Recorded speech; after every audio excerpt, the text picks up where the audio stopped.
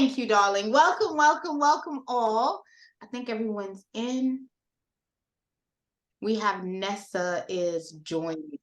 Okay, I think everyone's in. All right, thank you guys. Welcome, welcome, welcome. My name is Raquel May David. I am your host, and my co-host is David Sanchez. Hey, David. We were meant to be. Okay. Our mod is JM. He is going to be in the chat, dipping and doing. Hey, JM.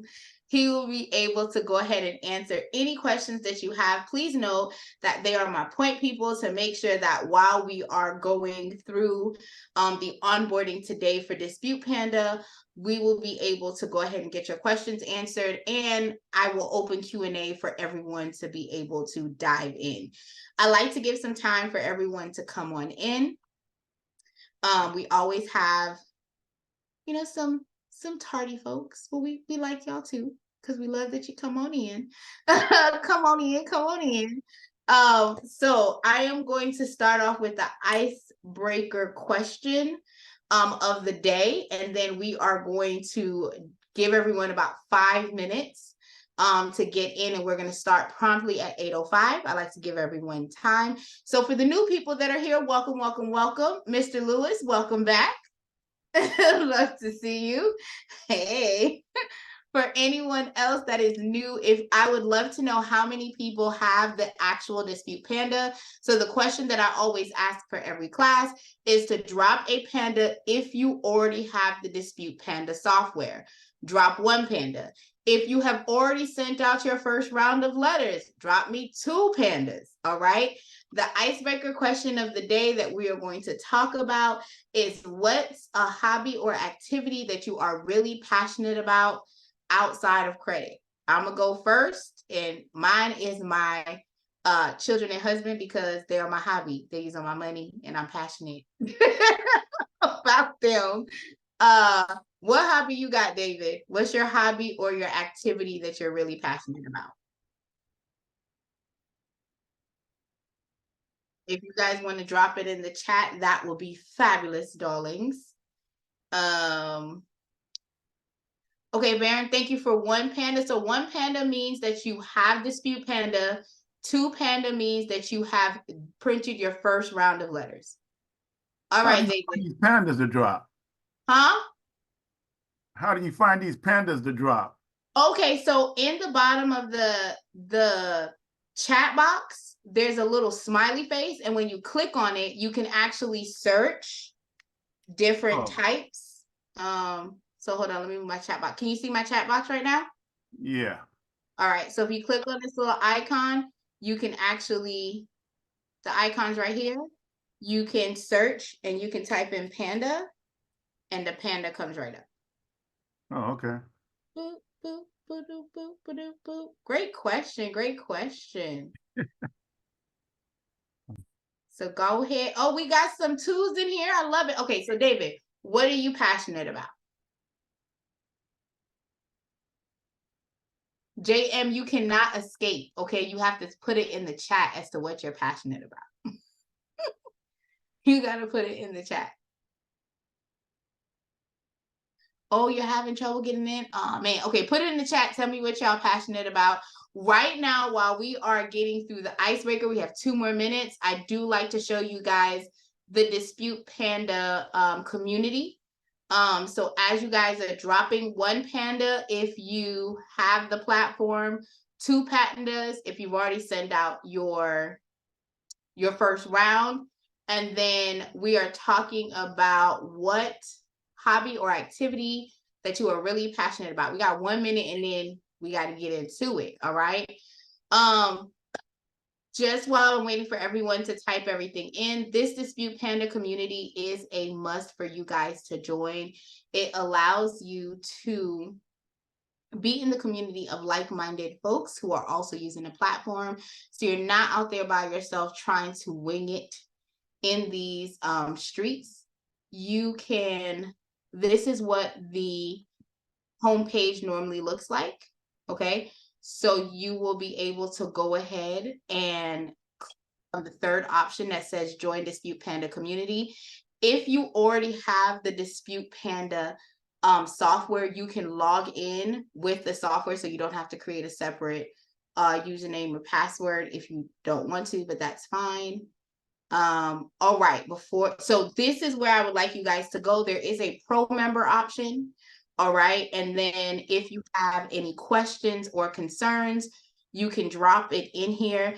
As you can see, JM is all over these streets right here, answering questions, zipping and doing it. I want you guys to know that we all do comment once we can get in and see what's going on. JM is very profound on the site, and we do have 24-hour customer service that's also on here. All right, so before we dive in, I did ask a question as to what is everyone's hobby or what are they passionate about.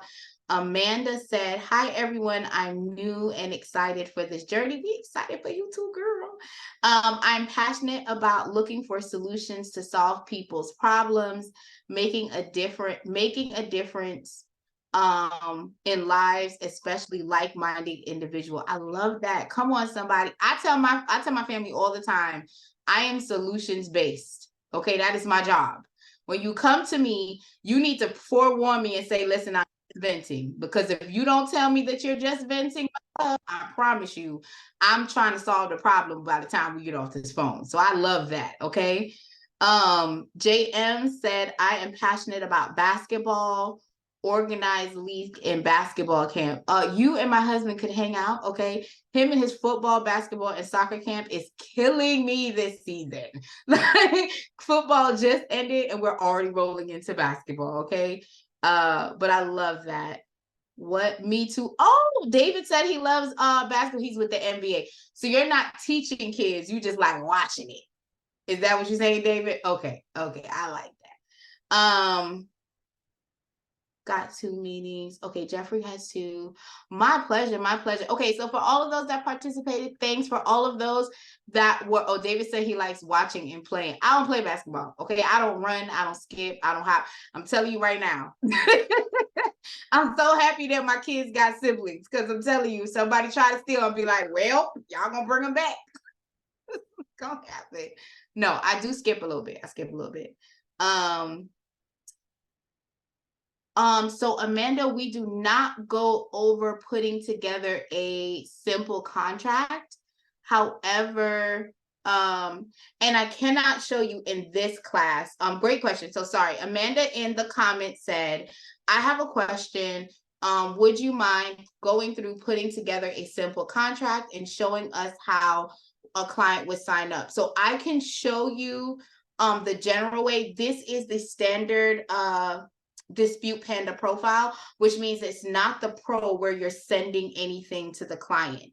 However, I will highlight on the screen where you can send the client information in the event you have the pro, and I will also show you where you can put the contract in.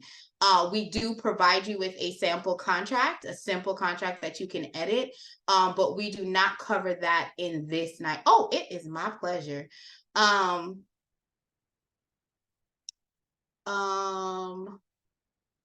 So yes, so we will go over that. So if you hang tight, I'm going to go over just the basic information for Dispute Panda tonight. And then from there, we're going to go with creating a platform, adding a sample client in, and at the end of today, everyone will know how to do their first round of attack.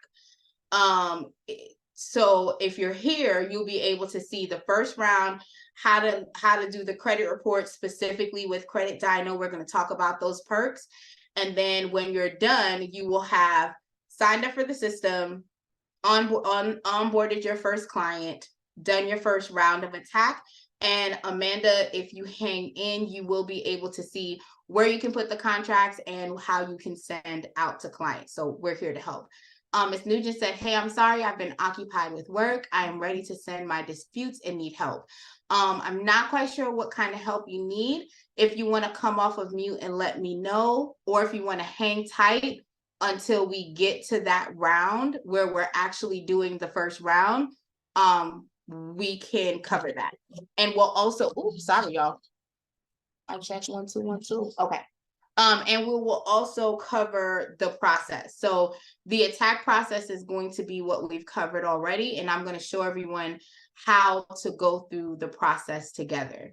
So welcome, welcome. We are 9 minutes in. Let's get into it. Okay, nothing to it but to do it. So Dispute Panda is the world's fastest, most advanced and effective AI-powered credit repair software. And I am going to teach you how to dispute your credit for the free 99, which means you will have no overhead. This software, if you get the standard Dispute Panda, is actually free for you to have. You don't have to pay a monthly fee for the platform. The only thing that you're paying for is the pay-as-you-go, which is every month's rounds of attack. Dispute Panda was created to allow anyone who is looking to fix their credit or operate a business with a lower overhead for them to get in, get started, and get attacking without having to pay for a monthly platform. Now, that is again for the free version of the platform. The free version of the platform allows you to host and hold your information. So if you guys are doing this as a CRO, which is a credit repair organization, if you are doing it as a CRO, then what you would in essence be doing is you would be putting all your clients into the platform. Every 35 to 40 days, you would come in and dispute their reports, pull their new report and do the next round. If you are doing it as an individual for yourself, this was designed just for you. So you are able to learn from day one what letters you need to send for a full 12 months worth of disputing. So the software also gives you a flow guide on how you can be a beast in these credit streets. Now, don't steal my tagline, y'all. It's trademarked. Okay. All right now. But if you are a CRO and you want to have the platform capability to go ahead and also have your clients send information to you, you have the ability to upgrade to the pro version. The pro is free. I'm sorry, it's $1 for 14 days. I always say free. It's $1 for 14 days, and then it's $197 thereafter if you pay monthly, or you can pay for the pro and get 2 months for free.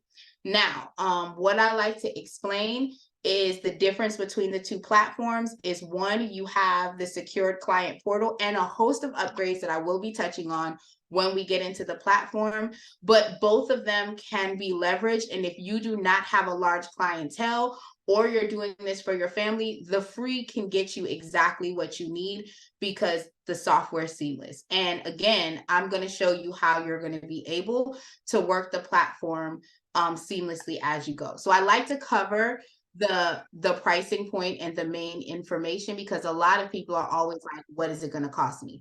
So on the free platform, if you are not using Credit Dyno as your credit monitoring software, you are going to be paying $17 per month for however many people you're helping. So if you're fixing your credit, you're fixing your husband's credit, you're fixing your cousin's, but you are not using Credit Dyno, then every single month you will be billed that $17 for the round, but the platform is free. Okay. And I'm going to show you guys the platform and work around. For those of you guys who are coming in a little bit late, so sorry, let me put my do not disturb on. For those of you guys that are coming in a little bit late, please note that you can watch the replays on YouTube. You can also come to the Dispute community, Dispute Panda community, and all of our videos are also here as well. So you can see the onboarding, you can rewatch the information. So awesome. Thank you. We're trying to be nice. We're trying to give y'all tea. Okay. See? So if you guys have not joined the community, please do so. JM just dropped that in the chat. David already dropped the YouTube channel, so come on by. If y'all watch this on replay on YouTube, say, hey, girl, hey. So I could be like, hey, boo, hey. Because I do go over on the YouTube channel a lot. So you get to see it here and you get to see it on YouTube. The platform is open. These three features, I'm going to dive in a little bit later when we get into the main platform. I want to jump over to the training site because as I stated, Dispute Panda came out with a live platform that allows you to go ahead and actually know how to dispute profiles. And I've spoken to a couple of people because, like I said, I've been to a couple of seminars and workshops. I was at Credit Con, which is basically for credit repair specialists. We get to go there and find out what's changing in the market, what's going on. And a lot of people had the platform but didn't understand where the guide was. And I'm like, come on, what are you talking about? It's at the top of the page. So I want you guys to see it. If you guys go to the training, whether it's inside Dispute Panda or on this main screen, and you click training, it will take you to this screen. Right here, it says free download. What you're going to do is click on it, and it will give you the step-by-step guide of how to dispute your client's file. So I've had this conversation. What if the person has repo? What if the person has collections? What if the person has child support? Dispute, this is the file, okay? This is the sauce. This has been beta tested. It has been proven to help, and the flow is giving you every single thing you need from month 1 to month 12 for you to support your client. So if you are like, okay, I don't know what letter to pick, you don't have to question it. You come to the guide, and the guide is included at the very top of the training module. As you scroll down, you will have a plethora of videos. So although I am only here to bless y'all with my energy, oh, thank you, Miss Amanda. Although I'm only here to bless you with my energy right now, Monday, Wednesdays, and soon to be Thursdays, we want to be transparent and let you guys know that if you need help, you have the ability to see exactly what is a static letter, which I'm going to go over today, what the static letters purpose are for, what attacks are, what documents you need in order to start processing your clients. And today we are covering how you get a free round of attack with using Credit Dyno and Dispute Panda. All right, so we're going to get into it. So this is the training module. If you guys are like, I don't know how to start, come on, sis. Come on, sir. Come on, bro. It's right here. You click on the free download, you get transferred here, and step-by-steps. And not only does it give you step-by-step, if you are not a part of the pro membership, because if you guys can see, it says Dispute Panda Pro and Credit Dyno. If you're using a different platform, that is fine. Okay, we're not telling you not to use that platform, but we're letting you know that you're limited on what you're able to do, because with the pro version, you are able to send letters to the credit bureaus, and the 3 main credit bureaus are Experian, Equifax, and TransUnion. But with the pro, you also get the letters, if you're using Credit Dyno, to send to the creditors. So that means if JP Morgan and Chase is saying that you're late, you can go, prove it, right? And you can send the letters to the creditors. And the static letters are letters that go to the third-party agencies, such as LexisNexis, who I like to call Big Brother in the Sky, Anovis, LCI, ARS, and so on. So iPhone, thank you so much for jumping in. He said, I'm having a problem with Credit Dyno single click upload. What error are you having, and have you reached out to customer support, which we're going to go through next?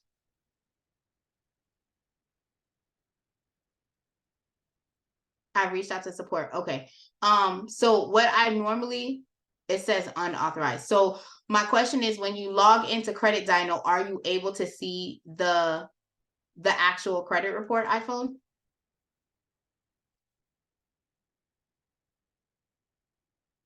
Hello. Hey, my love. Hey, how you doing? Great. So you're saying it says unauthorized. Did you physically log into Credit Dyno with the username and password? Yes, I did. And you I can see logged. it there? I'm sorry. Can you see it there? Oh yeah, I can see it there. I can see it in Credit Dyno, but when I try to do it in Dispute Panda, it doesn't. It just says unauthorized. It's like a little red banner with the number 8, and it says unauthorized. Okay, so what you would do, and this is my recommendation, if you've already sent a message to support, just allow them to process. If you can, while you're here, send a message, a private message to JM with your email in it. we can try and see if JM can look at it for you on the back end, because I don't have access to that, unfortunately. But he can look at it for you and then just allow them to check. Because I know with the upgrades that were done before, they were having some issues, but we are correcting them. So if you're still experiencing it, we can process it. And also you might want to send an email to Credit Dino as well. Okay, yeah, I did send a email to Credit Dino, and they Awesome. spoke to me this morning. Awesome. Okay, and did they give you an ETA? No, they didn't give me an ETA though. Okay, They so just said that. JM says the one-click import is working now. When's the last time you checked it? It was earlier this morning, probably around 9 o'clock. Okay, there was a message that went out this afternoon, maybe around 1-ish, that says it was working, and JM just dropped in the comment that the one-click import is working now.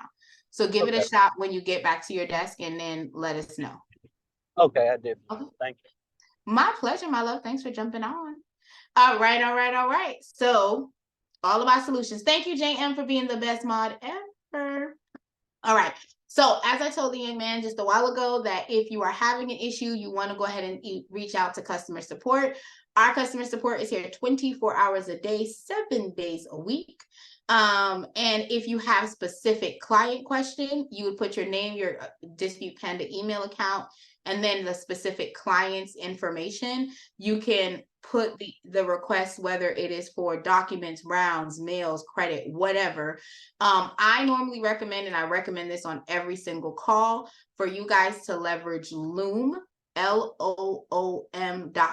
It is a free software that allows you to do a 5-minute, it used to be longer, but now it's only 5 minutes for free. You can do a 5-minute video, so you can in essence have the client's profile up and show them the glitch that's going on or whatever is happening if you're having a hard time importing clients or whatever it may be. And it creates a video with a link. So you can send the link to the customer support. This is how I do, like if I want my daughter who works in my office for me to do something, I'll pull up the Loom video, send the recording to her, and it alerts me when she has watched it. So I know that if I come back and it's not done how I said it's supposed to be done, yeah, I saw you watch the video, pimping. So I do recommend that as an option, so that if you're having issues. But if you have general questions like, hey, I want to be a part of your beta testing team, or I want to know about partnership or press information, you can also plug that information in. And as I stated, customer service will follow back up with you. All right. So those are the main portions of the main screen. Before I dive into log in, I know some new people came on. So for the new people that just came in the room to dip and do with me, I need 1 Panda if you have the platform already, 2 Pandas if you've already sent out your first round of dispute. And if you don't have anything and you're just new, catching the flav, riding the wave with us today, go ahead and drop any other emoji so I know that you're in here. So, okay, Miss Wallace says 1. So you do have the platform. Tori says he has a platform. iPhone says he has the platform. Love it. Love it. Thank you for participating. David, thanks for dropping the site. Let me see. I want to make sure I didn't miss anything in the chat. Okay, I done hit myself 3 times with this ring, so we're going to take it off. Hey, Miss Clay. Wait a minute, you still at 1, so you telling me you haven't sent out your first round of letters, Miss Clay? Now come on here. Now I know I'm cute to look at, and so is David, and so is JM. But I did. Oh, you only dropped 1 Panda. I was getting concerned. But I do have a question for you. Yeah, I might have an answer. Okay. When I checked my Experian report, I had got a email, and it had stated that something was removed. But then, like maybe 2 weeks ago, and then this morning I got an email and said that it was added back to my credit. Okay. So what do I do there? Do I still dispute or wait? But I still wait my 35 days? You wait your 35 days. Okay. Yeah, All because right. the law says you have to give them that time frame. So normally there is something called a insertion letter. I think I'm saying that right. Reinsertion letter. And I can show you where that is in the static form, but what you would do is you would wait until your 35 days is there. Or if you want to now, that one specific account that they said was removed and then re-added, you can send them a reinsertion letter and ask them to explain why. Like in that letter, it asks for an explanation. Okay, thank So you. you can leverage that because that is considered a static letter, not a dispute letter. So remember, Okay. when you're disputing, you need to allot the full 30 days. When you're not disputing and you're doing a static, which is like an information or a statement in fact, that's how I like to explain the static letters. That's when you would you can do that in betwixt, right? The regular dispute round. So if you got a reinsertion, you can go in now and go ahead and just pick that one account. So you would go into your disputing tab and click the account that they removed and added back. Okay, no problem. Thank you. Cool. My pleasure. Hey, Sherry, welcome, welcome, welcome. Can you drop a 1 if you have Dispute Panda, or drop 2 if you drop 1 panda if you have Dispute Panda software. Drop 2 pandas if you've already sent out your first round. Miss Clay had my heart. I was clutching my imaginary pearls, honey, because I knew she sent out her first round. Okay, you made me feel better. Thank you, Miss Clay. So we are going to get started with the sign up. Before I do, does anyone have any questions, concerns, or comments before we dive in? Mic check, 1 2 1 2. I need some candy, y'all. This is me with no candy. Look, I'm like a 6-year-old. Okay. All right. So we're gonna get in. Do you have any questions, Miss Sherry?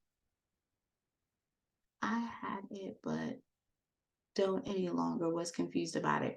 All right. All right. Well, I'm hoping that today would be able to help you with getting the understanding. Just for clarification, tonight is, oh, Sophia, you have the same thing? Okay. So tonight we are going to cover signing up for the platform, loading your first client in, and doing your first round of disputes. Once I'm done with that, ladies, we're going to open the floor for questions. So any confusion you may have, if I haven't cleared it up in the training, you can let me know so we can dive into just those questions. Does that make sense? Ooh, I love that, Sophia. Okay, thank you so much for giving me y'all time. So we're going to dive right on in, okay? So on the screen, this is me creating an actual platform for my Dispute Panda software. This is me saying I am the owner of the actual platform itself. The actual platform owner. So I'm going to have one email as the owner of the actual platform, and then you're going to have a completely different email address if you are putting yourself in the platform to be used. Okay, I like to make sure that everyone has that. So for instance, if I own the platform, my email address is going to be, let's say shock 24 23 24 storm at gmail.com. So this would be the email that I would use to actually get into the software every single time I'm logging into Dispute Panda. But when I do my own personal round of disputing, I would use a different email address, because you cannot have the owner of the platform in the software as a client with the same email. So I hope I'm making sense. If I'm not, let me know so I can break it down a little bit more.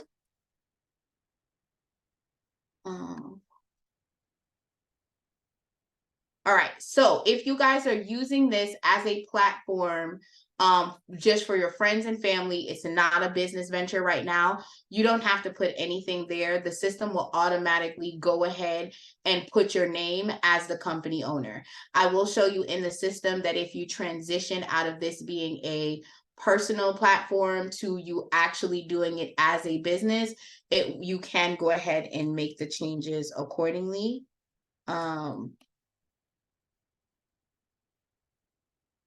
on the back end. Now, I'm a person that I like special offers. I need to know if the beta team is open.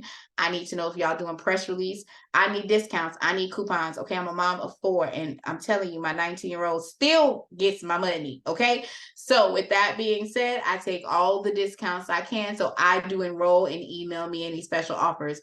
You can elect to not do that. Okay, it's definitely up to you guys what you want to do. This right here is the service agreement with Dispute Panda. The service agreement tells you how you are to do business with Dispute Panda, what you should expect from the software, what the software expects from you. I'm not going to read this tonight, but you guys do have the ability to go ahead and revisit the information and leverage it accordingly. I tell everyone, do not sign up until you read it and understand how it applies to you and how you can make sure that you're covered doing business. Give me 1 second.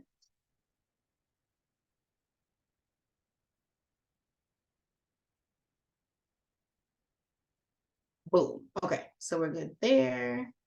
So once you get into the platform, the first thing that you're going to see is it's going to ask you to verify your email address. So that email that you just signed up with, that email is going to get a ping. You want to go ahead and confirm your information. I am not going to do that right now because I'm going to just take you guys through the whole platform. Once I am done, I normally tell everyone to try and confirm this information within 24 to 48 hours. And if you have any questions on that, you can, if you forget to do it within 24 to 48 hours, you can come back and click resend verification email so that way you can verify your email and gain access moving forward. Okay. The Dispute Panda, again, this is the home page. This is what the dashboard looks like. You can gain access to clients up here at the top where it says search clients. You do have to have at least 3 characters to find your person, or you can search clients over here.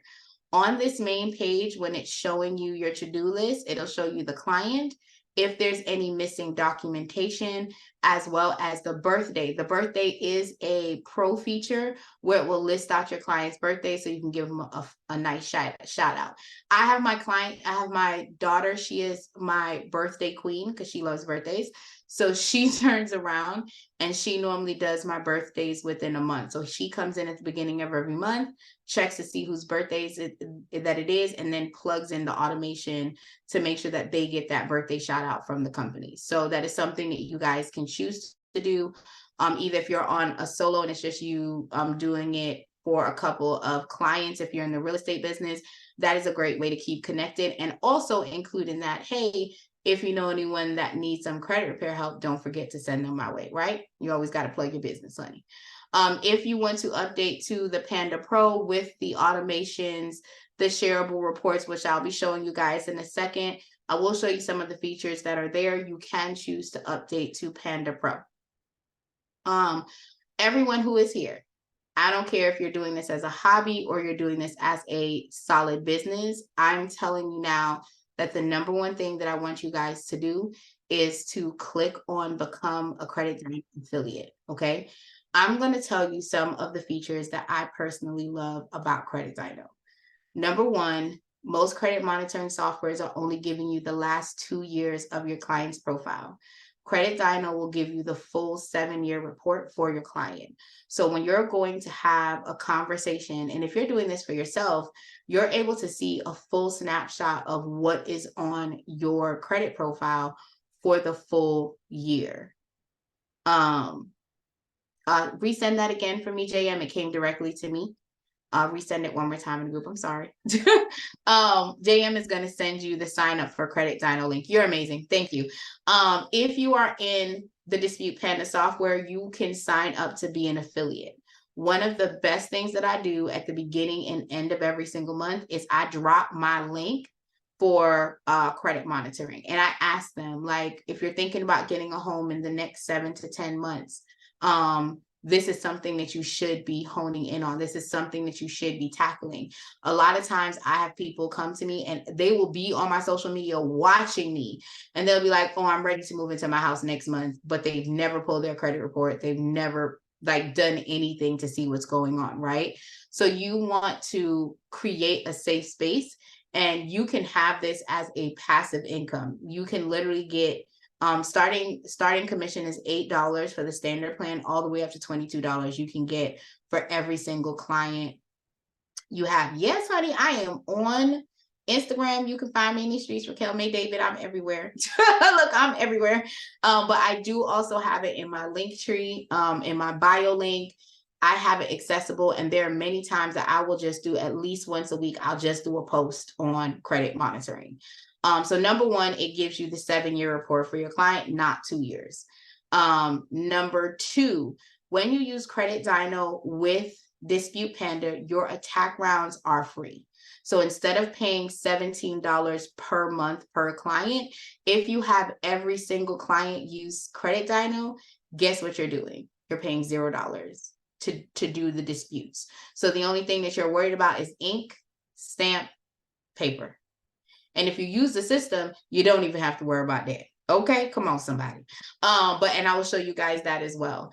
So that is also one of the perks. Also, with you using Credit Dyno, again, you're able to do the creditor letters with the Pro. So you're able to send the letters to Capital One, to Fingerhut, right? You can dispute not just to the credit bureau, but more aggressively to the creditors as well, to get the impact and movement that you need. So this is something you should sign up for, and then go ahead and put, and just to let you know, Linktree does have a free version. You can also use bit.ly, and you can create your nice little picture, okay, and a nice little link, and put your little hyperlink in there and let people click, because you do big business, okay? It may be on a smaller scale for now, but we do big business over here, okay? So you're able to leverage that. This is what the platform looks like. So for transparency, if you are using Credit Dyno as a standard, and I'm gonna show you what I mean. This is the basic Credit Dyno page. If you are signing up on your own, you do have the 7-day trial, and then you're billed $29.99. However, when you decide to go as the affiliate, your client does not get that $7. They go straight to the $29.99 as soon as they sign up, and you're able to go ahead and upload the information and do the rounds. Remember, every month that they pay for the credit monitoring, you get a free round of attack. And I will show you guys proof, because I like to give y'all the proof in what the pudding. Yes, ma'am. Yes, sir. All right. So this is where you get the clients. This is where you see the clients as well. If you have imported clients over, you can import them here, and you have to use the CSV file in order to import your clients. If you are having an issue, you can use that loom.com that I gave you guys earlier. Go ahead and upload it into the platform, like take a video of what's going on, and you can send it to customer service. If you're having an issue, send them the CSV file, and they will help you also upload your clients. You can see your active clients, you can see your inactive clients, and if you want to add a new client, you can click the information there on the new client. For, I think it was, oh, God forgive me, because you know I'm 42. My brain a little old. It's a little seasoned, y'all. I think one of the statements that were made earlier was that they weren't quite sure. Amanda, okay, the question you had was you weren't quite sure how you can sign your client up, or how to get them to sign up. So if you are using the Pro, once you enter the client's information in here, you would click invite client to save client access, and it will automatically send you the link, send the client an email for them to upload their ID, sign the contract, select the credit monitoring, and all of the things from there. So that is where you would do it under the new client information. And I'm going to show you where you can see the contracts in a moment. The letter tab is where you can see where all the letters are going out for your clients. I love to display this information because Credit Dyno, Dispute Panda does allow you to go ahead and mail letters out. The letters go out Monday through Friday only. 12 p.m. PST time goes out same day. If it's after 12 p.m., it goes out next day. So if you are like me, sometimes I travel. If I'm going to Jamaica to see my family, or if I'm going to Florida and I'm like, okay, you know what? I just want to make sure that the rounds are generated and the letters go out. I may use the platform. I do not use the platform on a consistent basis. I like to be transparent.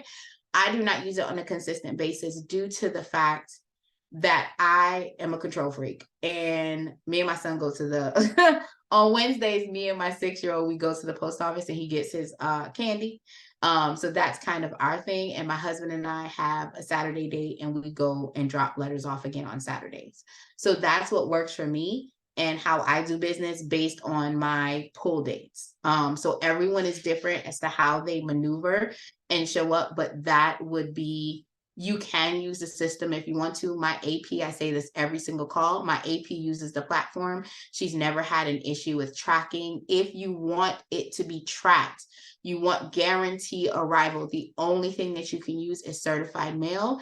I am going to tell you that on the dispute flow, however, none of the letters in the new dispute round have a certified mail. Does that mean that you do not send it out certified mail? No. If you choose to send your letter out certified mail, it is fine. But what we're saying is the first class is on the software. The first class is just like you taking the envelope and walking into the post office and praying for them to mail the letter off, right? The certified is where you can get the tracking code and you'd be able to see all of the information here and you can check the status. So you don't have to log into USPS. You can log into this site and the tracking number will be there and you can click on it and it will take you to the USPS if you choose to use the mailing option here. Okay. The inbox is a pro feature where you're able to have wonderful dialogue with your clients. You can send private emails back and forth. If you need them to upload something, you can have that level of communication here. The report tab, let me go ahead and close this screen. The report tab is a platform where you are able to see what kind of changes have happened as you've been doing business with the platform. So one of the things I like to explain is this option is also in the client's platform on the pro version, as well as on the corporate level. I call this the corporate level, right? Our corporate platform here. I'm going to show you what it looks like. So this is what the report would look like on the corporate level. So it will clearly tell you, okay, these are how many deletions I've gotten across the board. Here's my score increase. Here's how much quantifiable dollars I've been able to get deleted since I've been in business. And you're able to take that same information and make it into a shareable media share. And you can download it and share it to your Instagram, Snapchat, Twitter, all of the things, okay, Bigo, all of them. And that way people can see that you mean business in what you're doing. So don't, and this is also on the customer level. So once you get the pro, you're able to do this overall and you're able to do it for Susan. So if you are doing Susan's file or you're doing your file, you can pull the report and see what has changed, what's been adjusted, what has been removed. And you can download it. And as you can see, it has a space for your website. If you have a logo, you can put it on there. It has your phone number and it's specific to you that you're able to go ahead and provide that information. So that is what the report tab is for. The subscription tab allows you to go ahead and make different payment forms and different subscription plans. So if you have a plan that is a done with you, if you have a plan that is, let's say you have a plan specifically for college students and you're just helping them build credit, not necessarily, they may have some things that need to be removed, but you're charging at a lower scale for them. You can create different payment plans for your clients, and that is also a pro feature. If you can link your merchant service together, and that way they can go in, put their credit card, Bob's your uncle. All right. You also have access to the training tab and the contact us on this same page. Let me see if there's any questions so far. How do you guys sell Credit Dino? How are you guys selling credit dino? Sophia, can you come off of mute so I can understand the question a little bit better? Can you hear me okay? I can hear you, my love. Awesome. Cute picture, by the way. You look yummy, honey. Yes. All right, just wondering how you guys are like selling them to use Credit Dino. I have a few clients that it was easy because they were family members, but like outside of my, sphere, how are you guys selling Credit Dino to monitor credit when they're already saying, hey, I have an app through my credit card company or something that I'm paying for monthly? What's your take on that? So two things. Number one, if you have an app that you're going through your credit card, normally they're only giving you one and not all of them, and they don't work with my software, so that's irrelevant. Like, number one, there's nothing I can do with who you're paying for separately, right? I have these specific vendors that I use. For me, I have taken down my other credit monitoring. So on my software, like when you onboard with me, for my consultation, the only option that I have is Credit Dino now. I've taken the rest of them down. Even though I did have Smart Credit, Identity IQ, Privacy Guard, like all of them, I now only have the Credit Dino showing. That's one. Two is I sell them the benefits. So you're paying for so-and-so, but they're only showing you the last 2 years. So that means it might be showing derogatory, but it shows in the last 24 months that it's showing on time. So now you're like, this is wrong and this is an error, when it could have been derogatory back 3 years ago or 4 years ago. If you switch to this platform, you have the ability to go ahead and see it first time, and we don't have to wait for the letters to come in for you to get that big bulk of mail for us to start attacking. So from the beginning, out the gate, I'm having dialogue with you specifically about what your trends are for the last 7 years and what this information is telling your creditors based on them being able to see your full 7-year report, right? So that's another up-to-date credit reporting, accurate program that we can use to restore their credit. Okay, thank you. My pleasure, my pleasure. And I also like to explain to them, like, one of the features that I do with the Credit Dino is I click the eye and I go through. So I have a sample account that I use. It's either myself or my husband that I normally leverage. And when I show them, I click on them and I show them, like, this is when I messed up, and I'm a real person. I went through a divorce 2 times because he circled the block on me, he circled the block on me. So we we went through stuff. So I can speak to, I know what it looks like and I know what this is saying, and this is how this is impacting you. And using Credit Dino as an example for showing them, especially when you're in Dispute Panda, it is life-changing. Have you been able to do that? Yeah, I actually pulled a few on here. Doing it, I just want to put it on my marketing, so I'm not really sure what to call this link, like the most accurate credit reporting. I don't know what to call it. So so I would say, and I'm gonna think about some stuff now. Stephanie, go ahead and drop your email in, okay, friend? Because I'm gonna think about some stuff since you went into marketing. I'm gonna figure it out. But I always start off with, you get a full 7 years. Other credit monitoring software only give you the last 2 years of your account information. You also get a deep dive into your credit health. Your account health. So for each account, it talks about the health of the account. And I also point out the feature of the payment history calculation, that it gives you the education of where you're having the gaps in real time on every account. Okay. So that would be it. My pleasure. Try to be helpful every now and then. Try to be helpful. So was that one of the confusing things, or was it something else? Because I know I'm about to dive into the accounts. No, that was great. Okay, all right, cool. So this is the setting screen. Love to talk about this. Excuse me. So on the setting screen, you can choose to add your photo. My photo is the same everywhere, y'all. Don't judge me. It was when I had my good hair, okay? So you can add your photo on here. If you have the pro feature, the clients will be able to see your photos and be able to see all of your information, like your contact phone number and things like that. If you are using this as a business, you can put your logo information in, your website, email address, the support phone number, if you have a privacy policy, your address, and here is where you would put the actual contract. I am going to drop a sample contract in the chat for everyone. Now you want to make sure that your contract is state specific.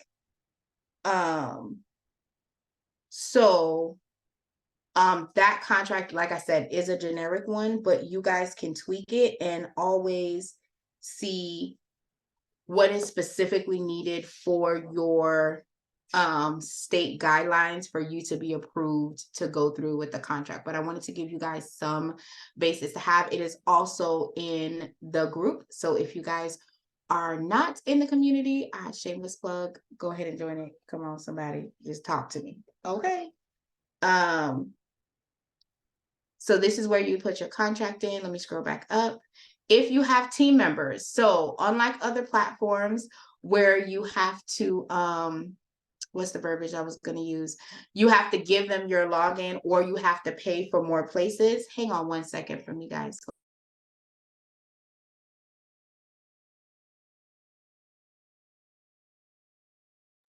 You don't have to pay for the platform here. You can literally give someone access to the actual profile, and all you would have to do is put their username and username in here, their email address, and they can create their own password.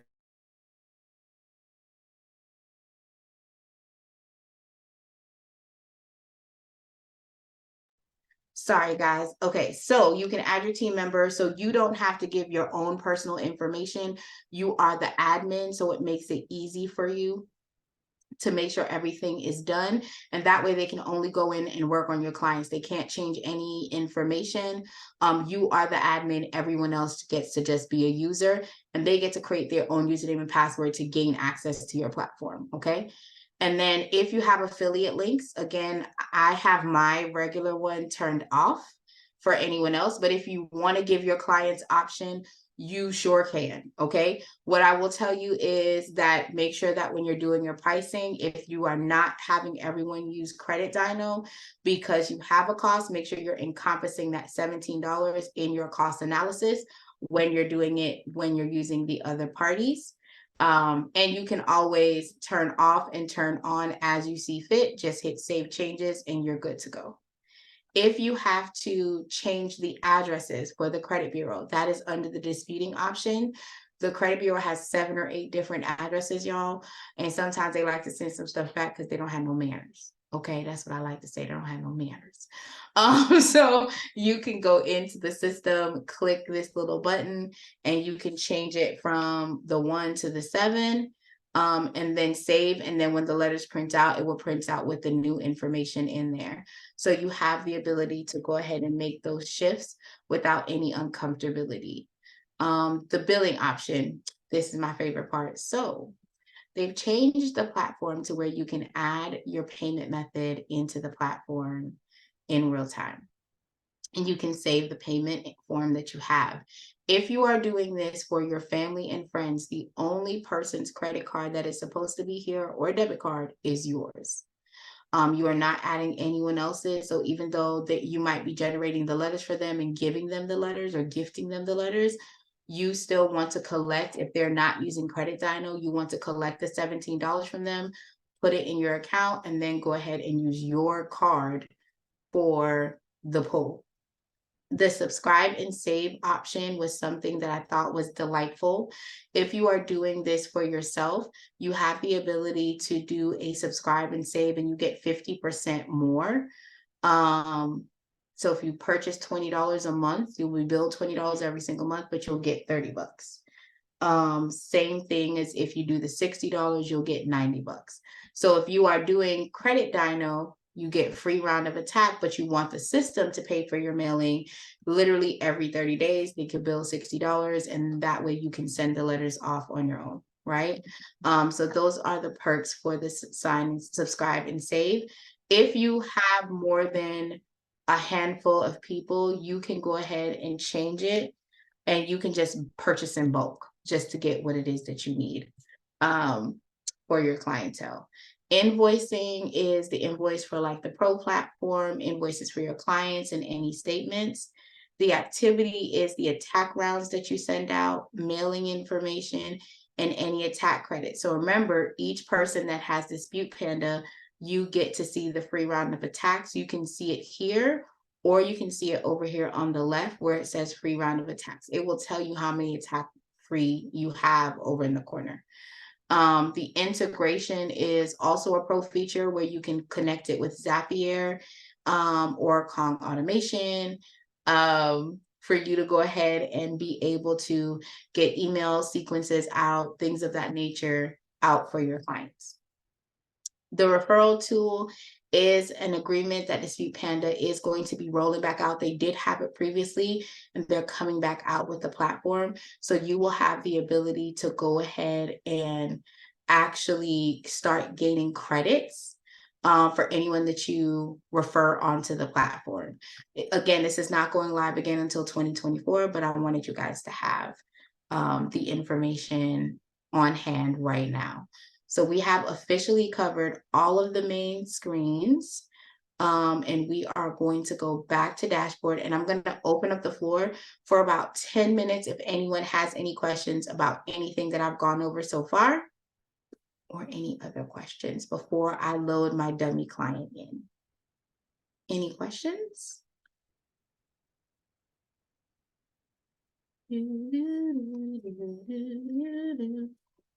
I'm telling you, I can entertain myself, y'all. I can. Any questions? Anyone? Nope. Nope. Maybe. Possibly. Okay. Say no, I don't see anything in the chat. Contract is in the chat. Dispute Panda training is also in the chat, as well as the link to the YouTube channel. So I'm going to move on to this. And if you guys have any questions, just raise your hand. I'll be happy to go ahead and click on y'all so we can get into it, okay, in my Tammy voice. All right, so one of the questions that is normally asked a lot, and I like to cover this before I load the client. Sometimes I forget because, again, I'm seasoned, okay? I'm a little vintage. But this is the identification of what you need to collect from your client in order to make sure that you're disputing their profile accurately and you have enough supporting documentation. Ideally, you would like your client to give you a valid driver's license that has their current and active address on it, so that you can have a proof of identification and proof of address. The one thing that I want to point out is if your client has moved from one city or one state to another and that ID is not valid, pick something else. You want to make sure that the information that you're plugging through is consistent across the board. So if the ID does not have the valid address, you can use Social Security card, paycheck stub, W-2, 1099, legal name change document, birth certificate, passport, right? Marriage certificate, divorce decree, state ID, military ID. And David, come on, David, with all the goods. David dropped this actual PDF in the chat. So you guys can download it and save it. If you are not by your phone, by your computer and unable to download it, do not fret. This is also in the training on how to add a client to Dispute Panda software and get a free attack. That information is also there for you. So I don't want you to feel like once I leave the call, I'm not by my computer, I can't have it. Nope, this is also in the training module as well. The proof of address, if you're not using the driver's license, of course, if you're using a utility bill, the rule of thumb is every 90 days to get a new bill from your client for you to be able to leverage. You could use cell phone bill, paycheck stub, W-2, again, 1099, bank statement, mortgage statement. Any of those options are great for a proof of address. And as well as the optional tab is for you to get the Social Security card from your client. Please bear in mind, this is optional. If you're using the Social Security card as a verifier for your client, then you don't need to add it again over here in the optional tab, all right? Just to give you all the heads up and the tease. So we're gonna add our new client. here. I'm going to tell you how I do it. You guys get to do it how you choose. For me, I normally get households. I get moms, dads, sons, brothers, cousins. If there might be a James Earl Jones, it might be senior, junior, the third. I personally add the suffix so that when I'm in the profile, I know exactly who I'm working at any given time. However, if that's not feasible for you guys, that is okay. You guys don't have to add it in here, but understand that that information is going to be printed on the letter. So I like to make it do what it does. Okay.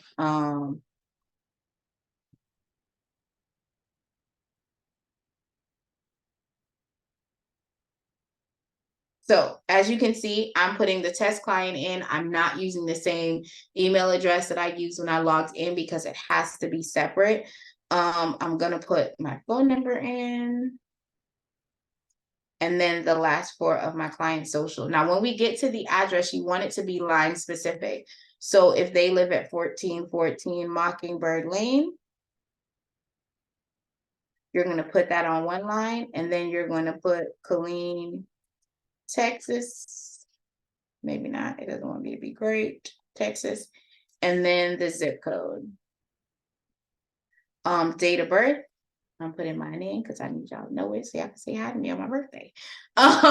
You want to make sure, like, I'm very much like, I want everything to be capitalized. It's supposed to be capitalized because everything that I'm going to put on here is going to be generated in the letter that's going to the credit bureau. I want it to be clear. I want it to be concise. I don't want to have any issues with them knowing where to send the documentation to. Okay.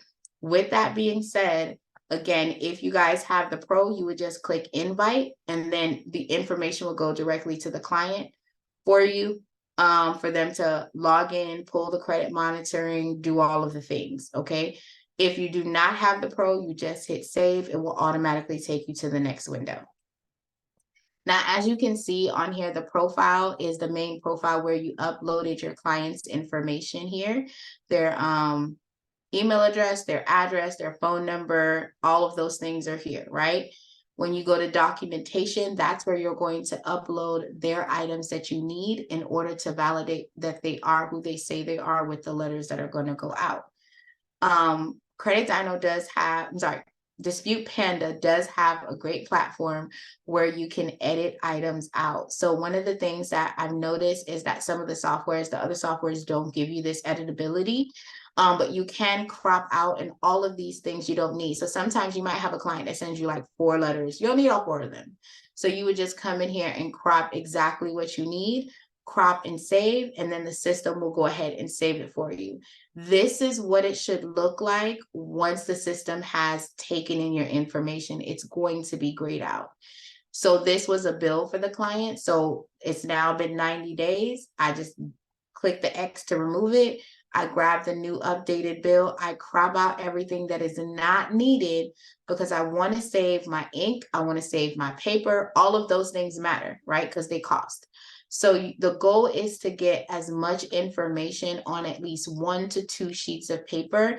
And a lot of times you'll find that clients will take it on the table or on the back of a piece of paper. Like, you want to be able to kind of get everything compressed down to where it can fit into 1 or 2 sheets of paper for the identification, okay?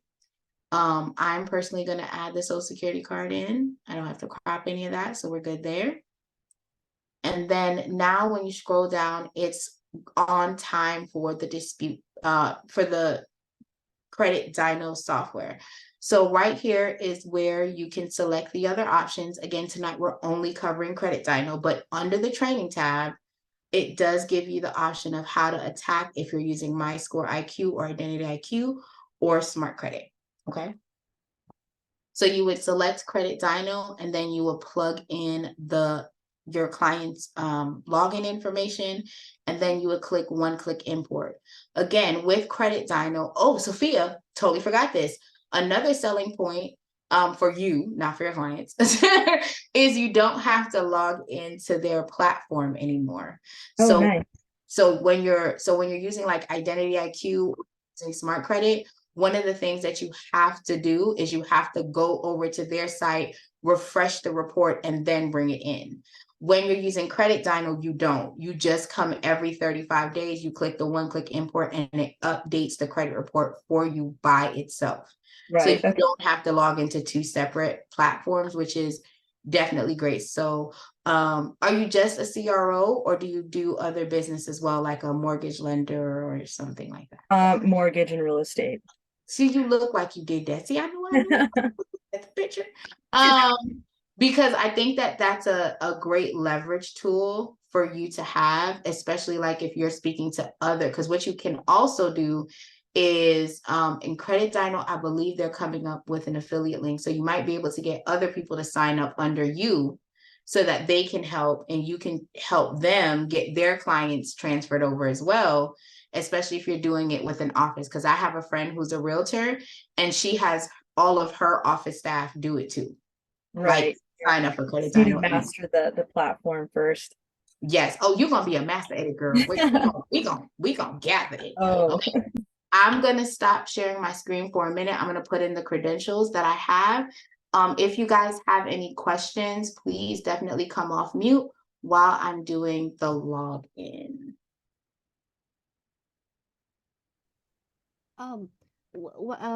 When you do the login, do you still have to upload the PDF? Nope. With Credit Dyno, there's no PDF. You just click one-click import. Because I did the login, but it's also on the upload there's an X. So when did you do that?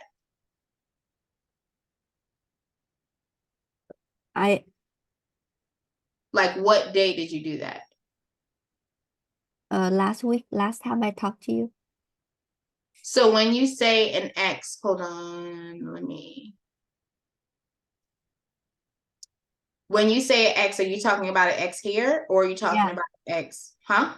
Yeah, that X. That X is supposed to be there because this is showing you that the credit report was pulled in. Okay. And then on the so right here is where you'd put down here is where you put the credentials.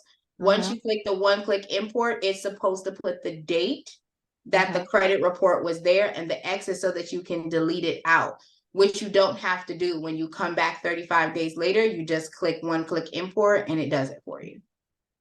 And then on the photo, so I have to, every time I log in Dispute Panda, I have to upload it again? No. Okay.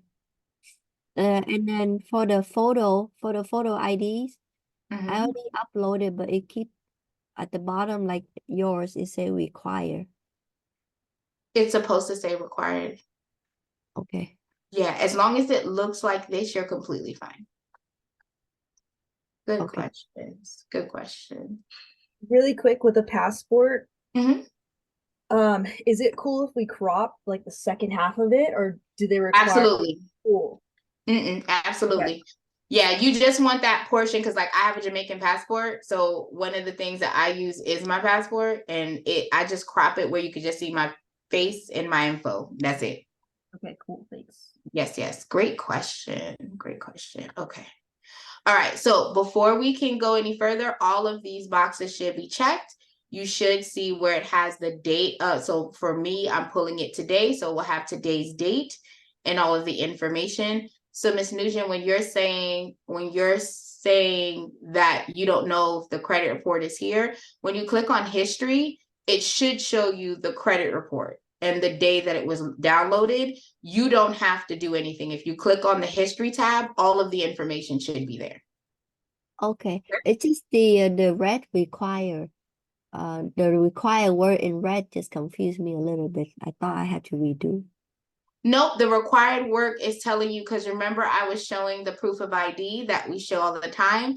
It's in red because this information is required before you can move on. So you have to put something in the proof of identification and you have to put something in the proof of address. The reason why you don't see required for hang on one second.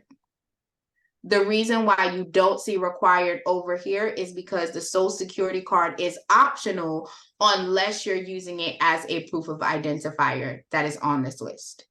So Okay. these two spaces are in red to match the information of these two spaces that are in red. Okay. Make And sense? yes.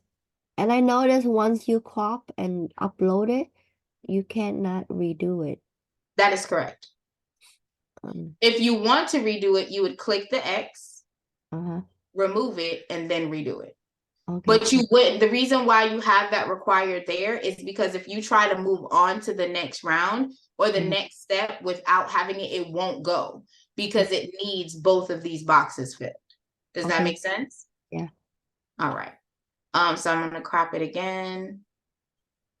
Angel asked in the comments, do we need a social security card uploaded to proceed in any of the processes? If so, what? So, Angel, that is a great question. Again, as you can see in this proof of identification, the social security card is optional unless you are using the social security card as a proof of identifier. So for instance, your client does not have a driver's license, does not have a passport, does not have a military ID, does not have a state ID with their valid address on it, and you're leveraging the social security card as their proof of identification, that is when you would need to upload it. I personally collect the social security cards from my clients and do send it out, but it's not mandatory unless you are using it as a proof of identification for the primary. So like right here, instead of using the driver's license, you're using a social security card. That's the only time that would be a mandate that you have to use. Otherwise, it is completely optional. Great question. Any other questions, Angel? I'm gonna move this over here. Okay. Oh, my pleasure, darling. Okay, so disputing. So the disputing tab will populate once you have uploaded all of the required identifications. So as you can see, these required boxes are clear. The credit report is here. This I like to do optional because I'm extra. Okay, they already know what it is. I'm extra. So we're gonna move over into the disputing tab. Now I'm gonna break down all of the features that you will see, and then we'll dive into the actual report together. But when you are looking at this tab, the first thing that it's showing you is basically like the system auto selects information for you. So it will auto select the accounts that they deem need to be disputed.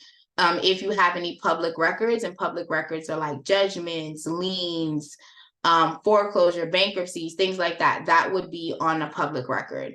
And then it has the inquiry. So the inquiry starts at the top, and these are any hard inquiries that have caused you to lose any points, because remember, applying for credit, for some people, they will actually get an increase because they've never done anything. For other people that do too much, they're going to lose, right? And you can lose anywhere from 1 to 10 points depending on what your credit score is. The applying for credit, you can get up to 55 points just in that area. So if you are applying for a lot of hard inquiries that are going in, then you are going to end up getting losing points in that particular area. So the inquiry area is something that a lot of people want to argue and debate. I tell people the max you can get in that area is 55 points. So if you're not really losing points in that area, you're not heavy, meaning that you don't have more than 6 to 7 inquiries on your profile, I will still dispute them, but that's not where I'm going to focus all my energy, just because I've been in the business for a little while. If you're not looking to get funding or things of that nature, that's not really where I'm going to be focusing. I'm going to be focusing on your habits, and I'm going to be focusing on your payment history and your utilization, because those are your heaviest weighted portion of your credit report, right? But if you are looking and you're like, hey, I don't know which accounts I should dispute, you can choose Command F, or you can choose Control F, depending on what type of computer you have. And you can go ahead and put in the information that you're seeing on the screen under inquiries. Rule of thumb, best practice is you do not dispute any account that is attached to an open and active account. If the account is closed, dispute away. Okay, dispute away, give it to it, get into it. But if the account is open and active and the client wants it, you don't dispute, because if you dispute it, you're running the risk of actually having that account closed. Now, when I see something like this where it says CRB and then it says seed, I'm going to search CRB first. And then if nothing populates, I'm going to search seed. Why that is because sometimes a company will use abbreviations that is not in the full explanation of their profile. So I like to search both ends. So in this case, CRB, which is Cross River Bank, I think, did not show up as CRB. But when I search seed, it does show up. See, I was right, Cross River Bank. So I can see here, this is a collection, it's charged off. I'm going to dispute this particular inquiry. Why? Because there's no open and active account that's assigned to it. So I will go ahead and select the inquiry. The inquiries are not selected for you by the artificial intelligence of this platform. This is something you would have to manually do yourself. So you would have to go in. I'm going to type in one main. Okay, one main comes up 3 times. It's not on the report anywhere else. So I'm okay with going ahead and selecting this as an option to be disputed. If I were to have scrolled down here and found a one main account that was open and active, I'm not disputing that file. Okay, so that's how you would go about searching the platform. Again, you can elect not to do the inquiries. I like to do as much as possible each round that I'm going.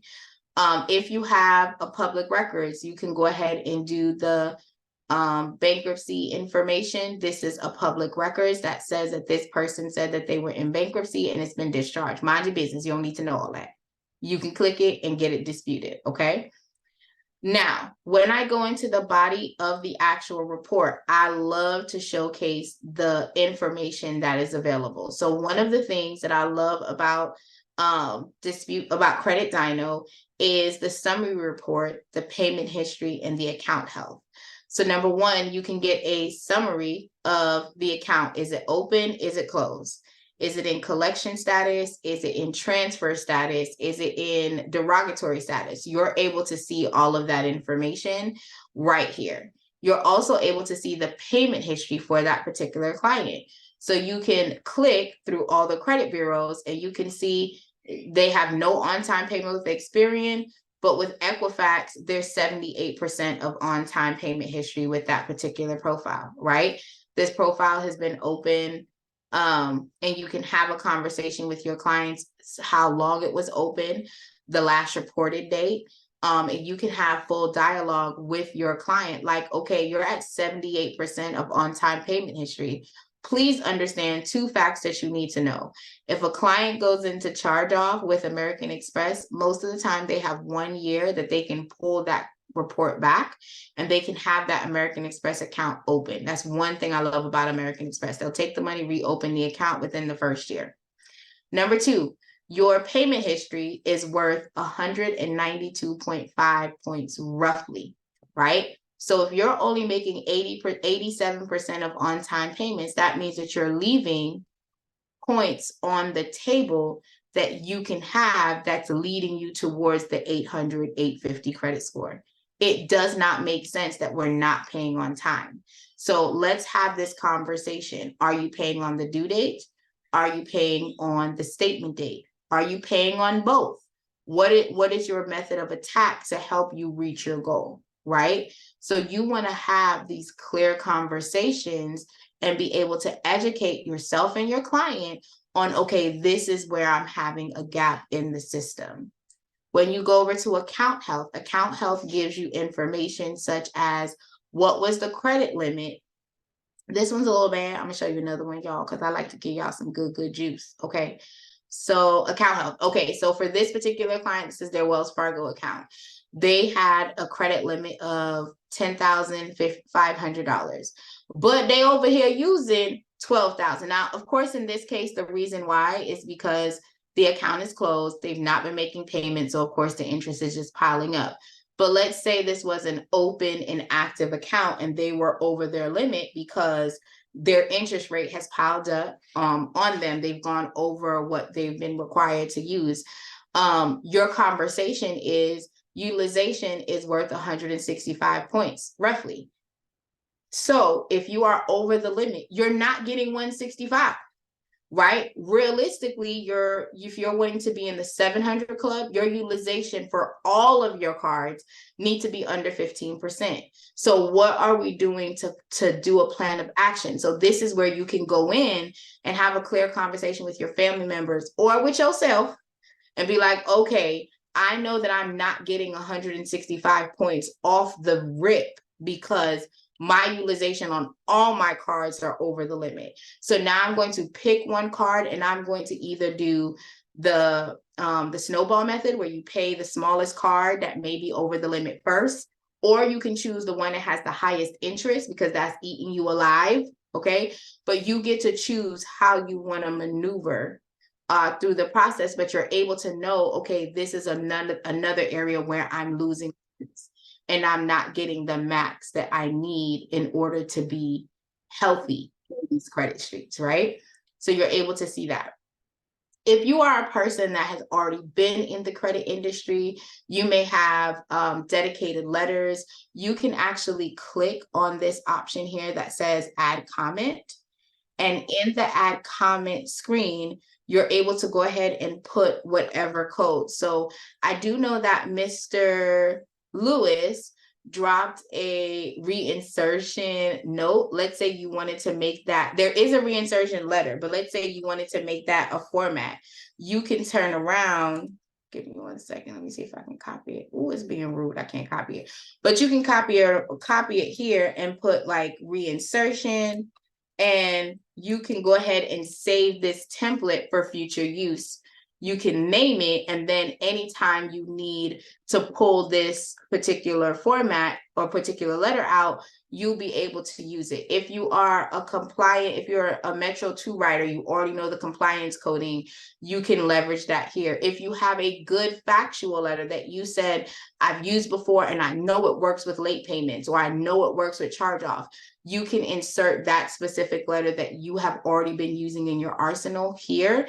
And what will happen is when you select the round of attacks, so let me go ahead and show you guys real quick. So let's say I'm using this template. When I select my round of attacks in the next tab, it will select the round of attack for all of the other profiles. But for this one particular account, it will only generate the letter that I put in for the custom message. So you're able to do that in real time. Okay. If you change your mind and say, no, I'm just going to do the regular round of disputes, you can click remove, and that letter will come out with the same round of attacks that you already were generating for the other accounts. So you would scroll back up. You cannot get to the attack feature without saving filter. So if you want to come in and you want to do one specific letter and then you want to come back in and let's say you have a late payment, the system does automatically generate a late payment letter when it sees that there's a late payment needed. But I normally tell people before you select that account, if it's a late payment issue within the last 24 months, the account is still in good standings, it's still open right now. Instead of you disputing that regularly, first do the goodwill letter and then come back if you've gotten a response, and then do the standard late letter that the system generates. But you have to click save filter before you can go to the attack round. Now, previously, I know it was a little confusing because we had the red, blue, white attack, right? And that attack made some people confused because they were like, hey, I don't know, when should I do the red attack? When should I do the white attack? Well, we upgraded and now we have one attack flow. And that attack flow includes the letters that are going to go to the credit bureaus. It gives you an option if you're using Dino and Pro for you to send letters to the creditors. And whether you're using Pro or the standard features, you can still send the letters to the third-party entities for them to go ahead and send out letters for you, for the secondary bureau, sorry. And then it also tells you what type of variation you're wanting to select. Should you do handwritten or should you not do handwritten? You're able to select that option. And then when should you file a CFPB complaint? You have to do that when you have enough rounds under your belt for you to actually file a complaint. So they normally state you can do a CFPB complaint on round 5 and you can do it again on round 10. How long is it going to take for you to dispute your file? We don't know. We give you 12 months. Some people hit their goal and get enough things deleted within the first 6 months. Some people stay 12 months. Okay. So it's completely up to you as to how you want to pivot. Personally, I love this flow. I still use my paralyzed attack in round 6, I think 5 or 6. Because that's the flow that I like. I used to use the blue flow all the time, okay? So I still use that paralyzed attack, but you can still utilize this layout. And again, this is automatically in the training tab at the very top where it says free guide. So you're able to get this specific guide to hit the ground running, okay? So the first round of attack is the Punch of Fury. It says it creates a letter for each type, personal information, inquiries, and everything else. So you're going to select that option, and then you're going to select handwritten, and then you're going to select Supreme Boosted. Okay. If I had the Pro, I would select the Pro. I would select the creditor letters if I had the Pro. I do not have the Pro right now, so we're not selecting it, okay? But you can select it and you'll hit start. And as you can see, guys, oh, I forgot to show you guys the screen. Sorry, let me show you the screen.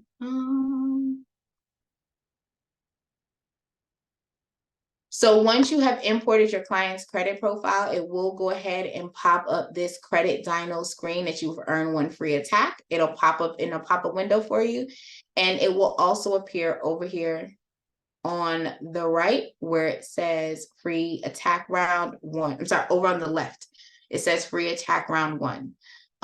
One thing I want to point out is that static letters are only free if you have money in your bank. So I cannot generate static letters because this is a dummy account that we just created together. But if you have money in your account and the minimum that you can request is $20, you are able to go ahead and go back and print the static. And I'm going to show you guys what it looks like. But you do have to select confirm to say that you want to purchase it. And then the attacks will begin generating for you. And then you are able to either print or you can send it off to be mailed. If you do the mail option, you can click right here where it says mail out. This round says that it's supposed to be letter is single-sided, not double-sided. Transparency, I do everything on double-sided, but y'all need to follow what they say. So you can choose double-sided. I'm going to show you the difference in cost. Single-sided is $22.93 for this particular client.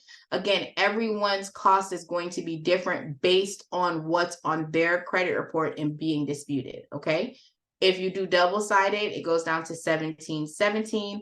The letter does not have to be in colored. If you say I want it to go certified, it is $73.48 if you're doing certified mail. Again, none of these letters have to be certified at this time. If you have the money already in your bucket and you want the system to mail it, you just hit pay and mail. If not, you can go add it and then come back and hit pay and mail. So we have just gone through the first round. If you are doing the static letters, I see Ms. Nugent, give me 1 second. If you're doing the static letters, you would come back in, you would click the static. Remember, the letter is supposed to be handwritten, and then you would click the boxes for LexisNexis and Novus, LCI, all the way down. The reinsertion letter that I was speaking about earlier is already here. So you would go back and you would select only the account that was removed and then added, Ms. Clay, and then you would click reinsertion letter and have that letter printed specifically for you. So that would be your first round getting completed. So let me go ahead and uncheck all these things. All right, cool. What question did you have, Ms. Nugent? And then it's going to go to Mr. Lewis. What questions do you have? So I'm still on the disputing part. I'm not quite understand. So I wanna, you said to select. So the inquiries and the late payments and the uh back charge, do you dispute them all at the same time or separately? And if you do them separately, how do you do separately again? I do everything at once. If you're doing separate, then you would come back to the dispute tab. So when you say separate, can you clarify what you mean so I can make sure I'm speaking in your language, not mine? Well, I remember you said to do something separately, that you have to come back to it, like unselect it and come back to it. So let's say, okay, so there are three different things that you're talking about. So let's start with the inquiry and then we're going to move on with all of the other things you brought up, right? So Okay. inquiries are never selected for you in the system. When the credit report is pulled in, all of the items that are negative and can impact your credit profile is auto selected by the actual software, right? So this is why when we came in, we first saw the one public record and then we saw the 21 selected accounts, because the system saw that there were 21 issues that you were having that needed to be addressed, right? Automatically. The inquiries, however, is something that you have to select on your own. All right. So you would search to make sure that none of these inquiries are attached to an open and active account down here. Okay. Right? Now, Yes, I get that. Go ahead. Okay. So I that's get that part. Okay. So what's the part don't you understand? Sorry.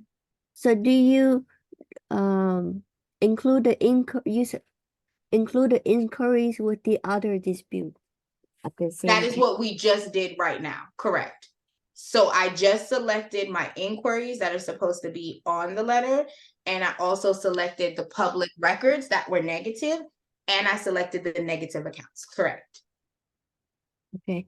And then some of the at the bottom, some of they're in red box, highlighted in red, but not all of the bureaus are selected. Because not all of the bureaus have the account. So if it is negative and it's affecting your client's credit report with that particular bureau, it will be selected. But if it's not being reported at all three bureaus, then we're not generating a letter. So as you can see, American Express is being reported to all three bureaus negatively.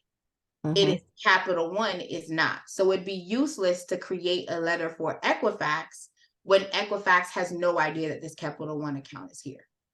Okay. Does that make sense? Yes.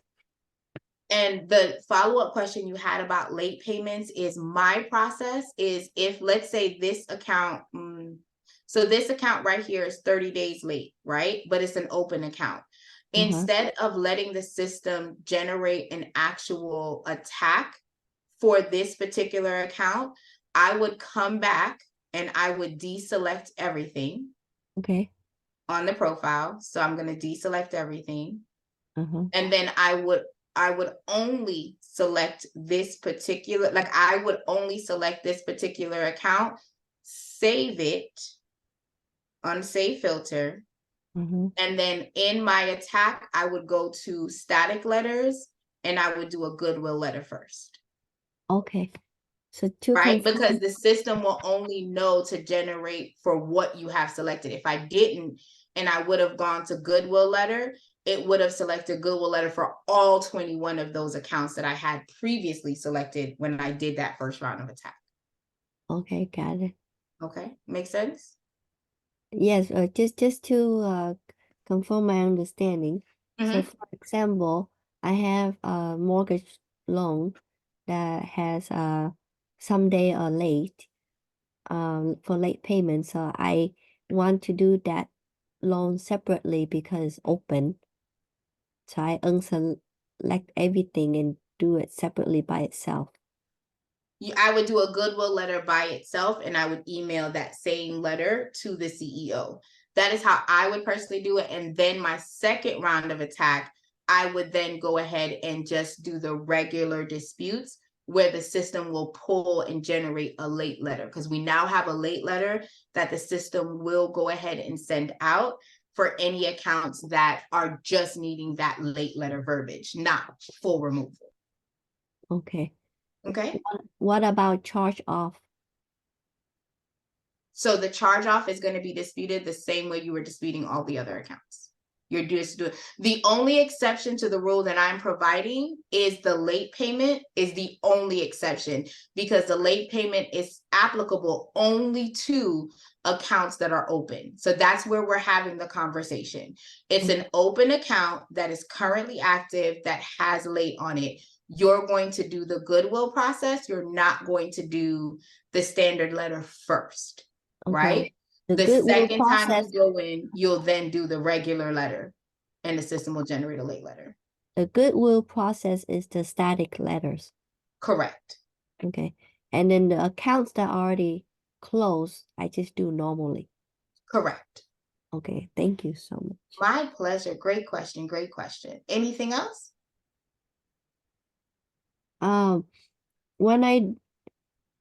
When I create the attack for the normal process and then the goodwill letter, I know it's two separate order. Do I just send them all at the same time? That is correct. Okay. Yeah. Good question. Good question. All right, Mr. Lewis, what questions do you have? You on mute, my love. You're on mute. Hold on. Let me ask you to unmute. Go ahead.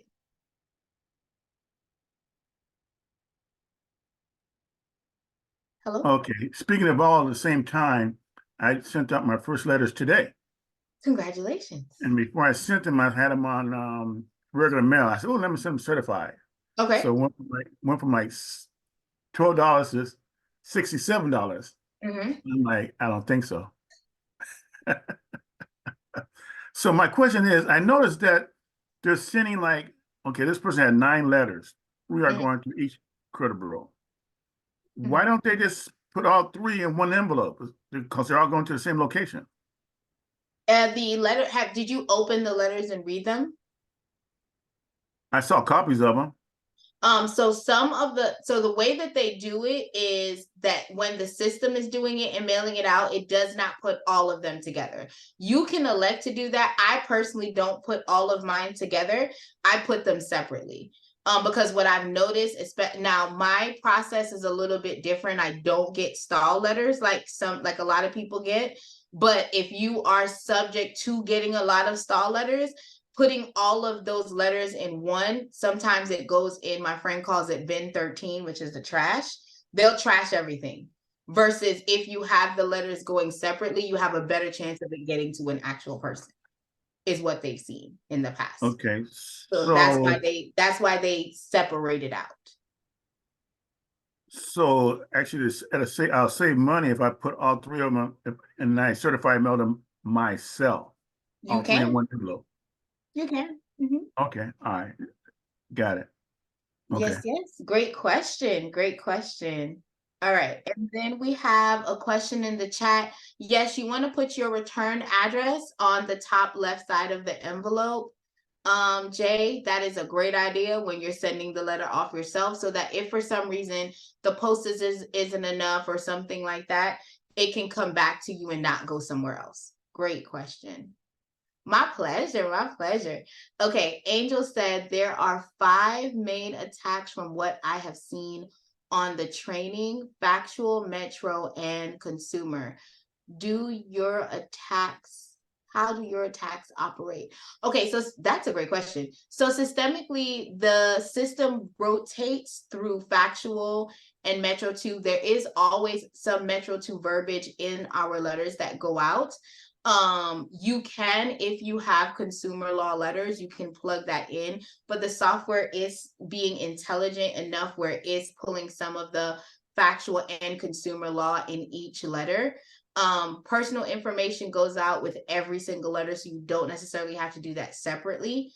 I just like to send my personal information before I start my round, so that's just a me thing. But systemically, the software looks at the information on your report and then it generates the next sequence. And it's, if you're having credit dyno, it's tracking the results from the last set of letters that were sent out and what was a success rate, so that they can pull, okay, this was a good thing to do, and then they'll go ahead and regenerate it again. Again, the verbiage is different. So even though each person, let's say all of us pulled Punch of Fury, what was that? I think it's Punch of Fury. Yes, Punch of Fury, Supreme Boosted. We all may have picked a letter, but each one is subjected to who we are, and it does switch verbiage from factual to metro based on the coding and the AI algorithm. So great question. What question do you have, Ms. Nugent? What's the difference between open and transfer again? I mean, I know what open is, but how about transfer? Mean that it was transferred to another company. Should So I more leave than it likely on? it was closed. So like you may have been originally with PNC Bank, and Okay. PNC Bank transferred your loan to JP Morgan and Chase. Okay. So you're no longer with PNC, you're now over with JP Morgan and Chase. Should I leave them alone? I would not know, because I don't know what it says. Is there something negative there? No. So if it's nothing negative, why are we concerned? Okay. Because remember, the point of this is inaccurate negative accounts that we're trying to dispute. If it's accurate information, then there's another method of attack that we have to use, right? But if you're looking at it and it's not an issue, meaning there's no reds, there's nothing there except where it says transferred, why are we touching it if it's not giving us anything negative? Does that make sense? Yes. What Yeah. if there's an account that is nothing wrong with it, but you want to remove it off your report? Why do you want to remove it? I did a kick off or like self type of loan. Mm-hmm. It was a short term, but I didn't hear a lot of good things about it, so I would like to remove it. So here's my question. Is it a negative account on your profile?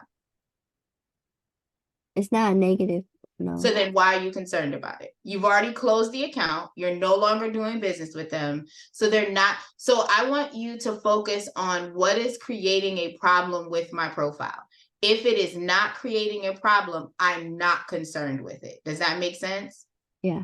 Unless it's creating a hiccup for you, removing the account is not necessary. If you want to, you can choose to select it. But if it's not doing any harm to you, I don't see the point of focusing on that when you have negative accounts that you're needing to juggle. Does that make sense? Yes, I understand. But Yeah. if I decide to do it, You can choose to do it. Yeah, if I decide to do it, what's the process is like? I think that I want to make sure that we're having the same conversation. No matter if you're disputing your credit profile. So here's the thing. They're going to look at your profile and they're going to say, is there an error with this account? If there is no error, then it's not going to be removed, whether it's in positive stance or it's in negative stance. You follow what I'm saying? So when you're asking me what process we're going to do, I want us to go back to the flow chart. The process is not changing. You're still going to do the Punch of Fury, Supreme Boosted. And if you want to elect to select that account, you can. But I want to be open and honest that more than likely that account is not going to be removed. It's in positive standings and there's nothing derogatory for them to correct. So it's going to remain on your profile. Does that make sense? Yeah. Unless they breach some type of agreement or did something that makes that account an error, the account's going to stay there. Understand. Thank you. But you would still follow the same flow. So there's not a different, how do I handle? You would still select the same Punch of Fury, Supreme Boosted, select the accounts that you want to dispute, and send those letters off. Make sense? Yes. Great question. Great question. I love that. But yeah, I would say, guys, when you guys are here and you're looking at the credit report and you're looking over the profile, when you guys get to this tab and you're seeing the credit report, if the account is in good standings, that is not something you have to dispute. That's not something that you want to even concern yourself about, because you have other accounts that are either outdated information, errors on the profile that you need to zone in to get the support that you need. James said, I received a letter from LCI and don't know how I should follow up or not. They said that they only furnish bankruptcy information to TransUnion. There's no bankruptcy on my credit report. So can I stop disputing with LCI, or does LCI needs to provide information in addition to bankruptcy information? So James, question, does that client have bankruptcy on their profile?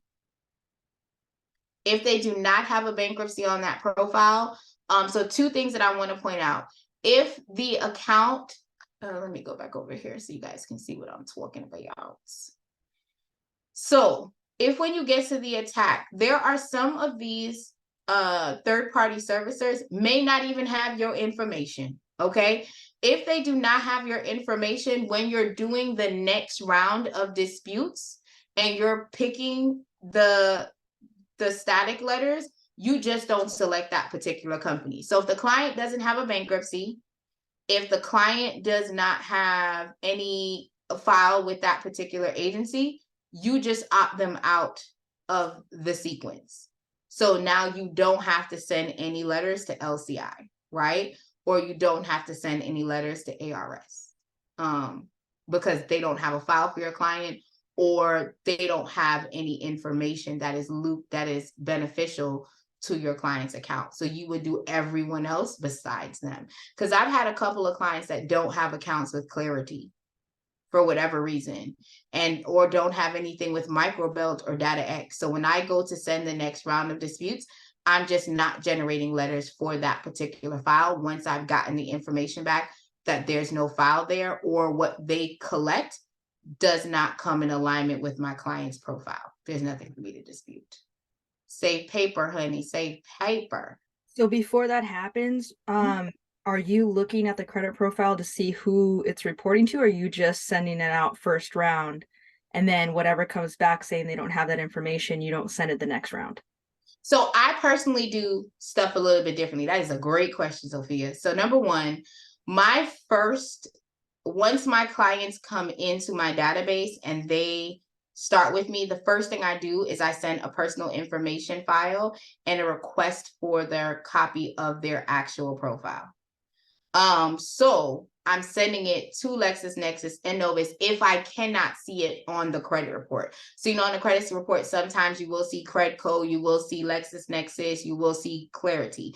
If I don't see them in the beginning, my personal information letter is going out to all of them anyway with a request for their report. Okay. So that's what I'm doing first. So now when I then come in here to actually start my day one disputes, because I'm in Texas, I am not required. My hold stance is I'm not allowed to do anything or send any dispute letters for 3 days because I need to allow my clients to cancel, right? But once they come into my service, my day one automatically sends out that personal information letter. Once they've uploaded their ID, my trigger goes out to send out that information on day one. Got it. Thank you. Yeah, so that's how I do it. So if you can see it on the credit report and you can clearly see, I like to ask for it just to be safe, because sometimes you won't see it on the credit report, but there will be a file there. The only person that I've consistently not seen files with is Microbuild. I hate sending them letters, but I send them anyway just to see why I ate myself, honey. So if the client has no bankruptcy on their credit report and there's no bankruptcy showing anywhere, then you don't have to send a letter to LCI. You just send it to everyone else. Great question. Thank you. My pleasure, my pleasure. Any other, so Sophia, go ahead, Miss Nugent, what question do you have? Sorry. Yeah, I just Welcome. so thank you. I just see an account on that I already paid off like a couple years ago. It was supposed to be closed, but the status still open. Okay. But then the dispute software check the experience in Equifax. In this scenario, should I call the bank to close the account and wait until it's closed to dispute, or should I send static letter? hold on. So let me make sure that I'm understanding. So let's say this is the account that we're looking at. Well, hold on, let me go back up. This is the account that we're looking at, and the box is checked. Does it say that there's a late payment reason as to why the box is checked? Where would it say that? So if you look on my screen right here in the main page, it actually says payment status and it says account rating. As agreed. As agreed. Okay. So when you click on this I here, are there any red boxes that are pulling up under payment history? They're orange, 30 days late. Okay, so the reason why this account is being pulled for you, because it's saying that you have late payments that are showing on the account. However, you have paid the account off in full. You would continue to dispute exactly that. So the system has already selected the account for you. There's nothing that you have to do except for save. You don't have to remove anything. You don't have to do anything at all. Okay? You Okay, just hit save and then you go to the next attack and it goes ahead and generates the letters for you. Okay, so the reason I asked is I saw the status is open. So when it's open but it's already paid off, you just do normal process. But when Correct. it's open and there's still a balance on it, you do the static letters. That is correct. Okay, thank you. My pleasure. My pleasure. Great question. Any other questions, guys? If you guys need more deep dive, because again, this call is just to get you guys onboarded. I want to make sure that everyone knows how to use the system, knows how to print. Can you please show how to do a static report Goodwill without manually inputting information? Coach Hightower, can you tell me what you're talking about, friend? Hey there, sister. I'm trying to do a static, a goodwill letter. I guess Okay. call a static report.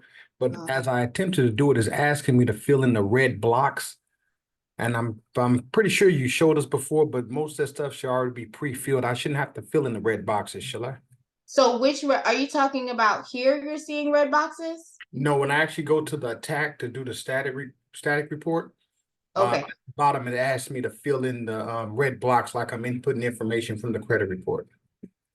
Okay, so I'm gonna have to switch platforms. So give me 1 second. Let me sign out of this and switch platforms because I'm not able to send a static letter.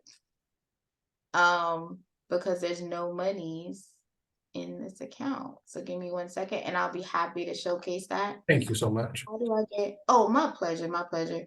Oh, I will drop my link for one-on-one. Give me 1 second, guys. Let me stop sharing and log into my other platform. JM, I think you can delete this one for me.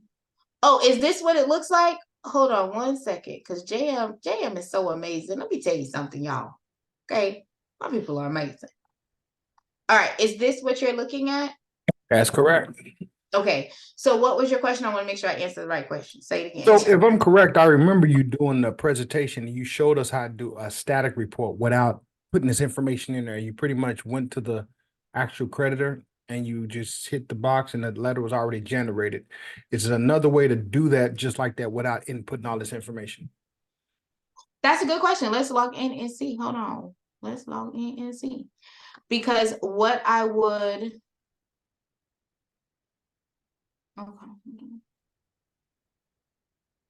Give me 1 second, because I want to make sure any private information. Oh, we can go to disputing. Okay.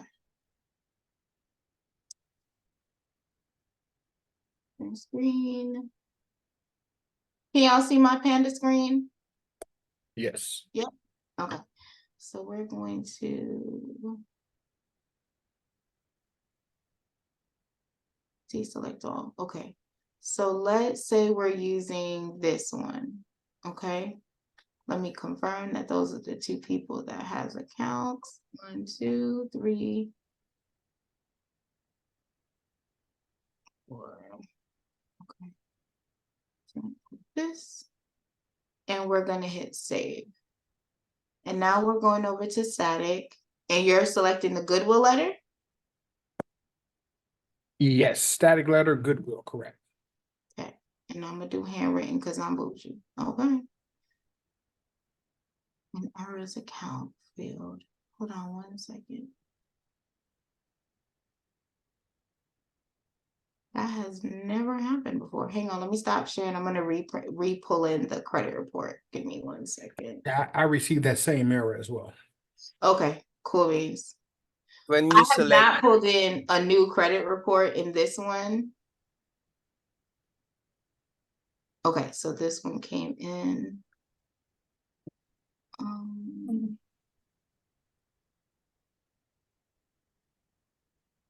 Give me 1 second. We're gonna go to disputing. Okay, let's go back to disputing. I like to troubleshoot while we live, y'all. Okay, so hold on. We're not gonna select. We're gonna deselect this one. Deselect all. Select these wonderful people. Hit save. Static. Handwritten. Goodwill. All right, JM. you need to scroll down, Raquel. Okay, because I'm like, it ain't working. Yeah. Oh, you mean go down to here? Okay, I see what Yeah. you're saying. So yeah, it's not allowing, you do have to plug this in. The other letter that you were talking about, it wasn't a Goodwill letter. The other letter that I showed was I think it was a personal information letter that actually what I did on here. And I did the personal information that I didn't have to put anything in. When you do the Goodwill letter, you do have to manually put that information into the software. Okay. Even though you saved it. But Okay. you said you were getting that error message that I got before. The reason why I got that error message was because I haven't used this dummy account in a while, so I needed to re-put the credit report in. So I actually ran into the same issue, and for some reason that particular creditor didn't update. So it's still reflecting from October versus the other reports is reflecting for December. So I received that same error. I'm just making sure that I wasn't doing anything wrong, because I thought initially when I seen the video, probably about 3 weeks ago, you did a static letter without inputting the information into it. Yes, but that was a different type of static letter. So a couple of weeks ago when I did it, the static letter that I was covering, most of the static letters that I cover in real time is either the static letters specifically to be generated, so I don't have to do anything like the ones that are going to the third party companies. All I'm doing is selecting the box, or the personal information letter. Those are the two ones that I don't have to input any information to. But when you're clicking on these O's here, you normally have to scroll down and enter information at the bottom. Okay, so with that being said, Ms. May, let me ask you this. Mhm. As far as that very first question that is asking who is receiving this document, is that Mhm. going to the creditor, or we're trying to put the owner of the company in that box? I normally put the creditor. And what address do you want the document to go to? This is all, so hold on, let me see. This is all the creditor's information that Correct. yeah. Okay. Yeah. And then you're getting to drop down the city and state, what type of account, what is the account or reference number. So you're going to plug it in from the report. And so you want to make sure you write down all this information from the disputing tab first. Okay. Yeah. But the only ones that you do not have to worry about doing anything extra are all of the ones that are below that O dot line. Does that make sense? That makes a lot of sense. Yeah. Based off that, can you go back to the report that you was looking to possibly generate the static letter for? Because I have a question I want to ask you on that. On this, you want me to go back to the actual report Yes, itself ma'am. here? Correct. Okay. What question do you have? And if you can go down to the one, I think that said 30 days. Yes, that one right Yes, there. sir. Would you actually do a static letter for this, or would you do another attack?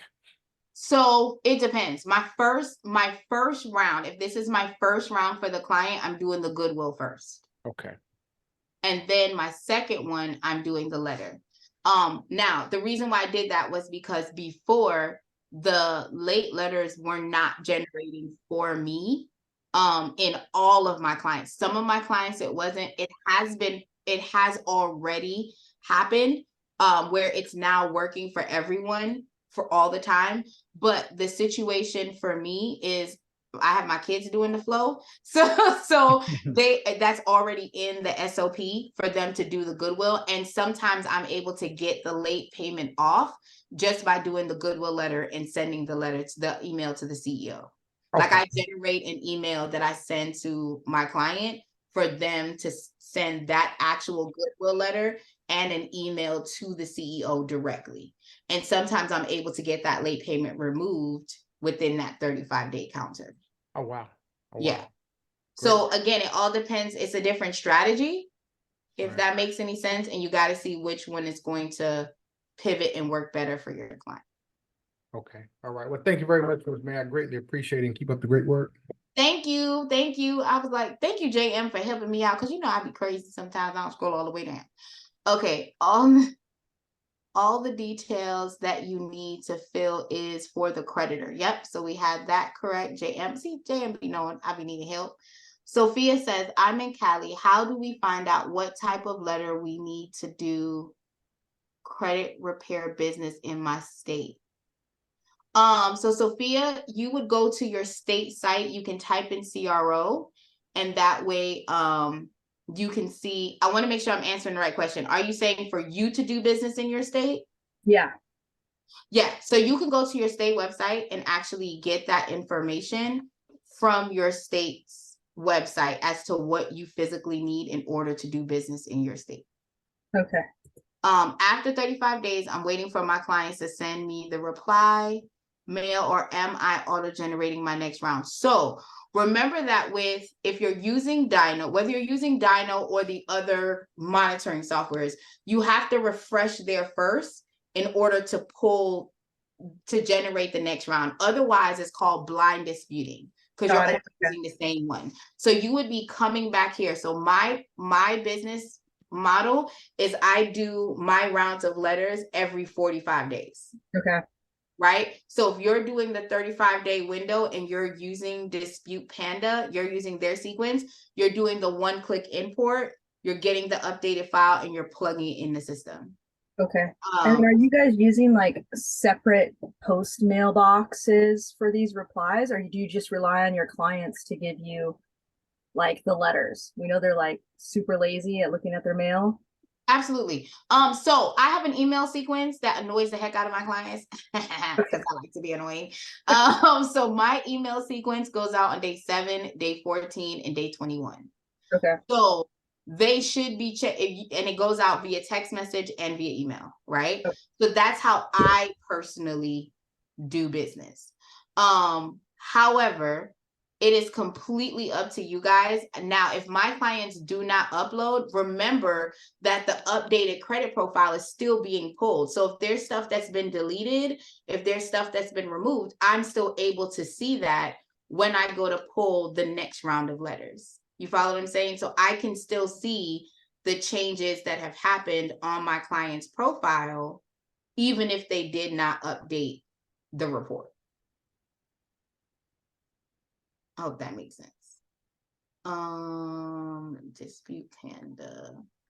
I did see some people ask about one-on-one. I will go ahead and drop my link on here.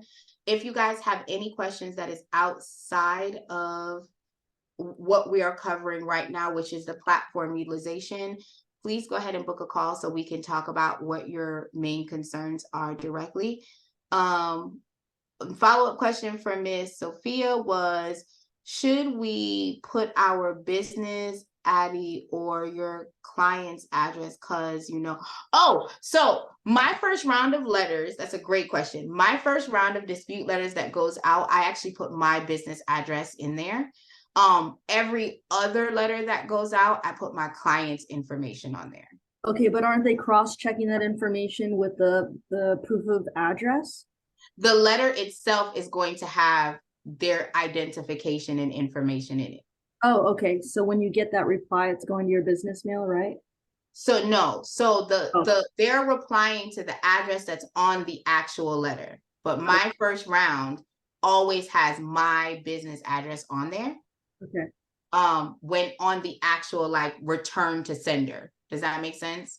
The return to sender, it on the envelope itself has my address, but in the letter, it has all the information. Now, if you guys choose to do a power of attorney, which is an option that you can do, Sophia, you can do a power of attorney, and that way you input the power of attorney and you input that you're doing business for this particular person. Then you can use your address and then all the letters will come back to you. But you would have to make sure you have a power of attorney in order to do that. Makes sense. Thank you so much.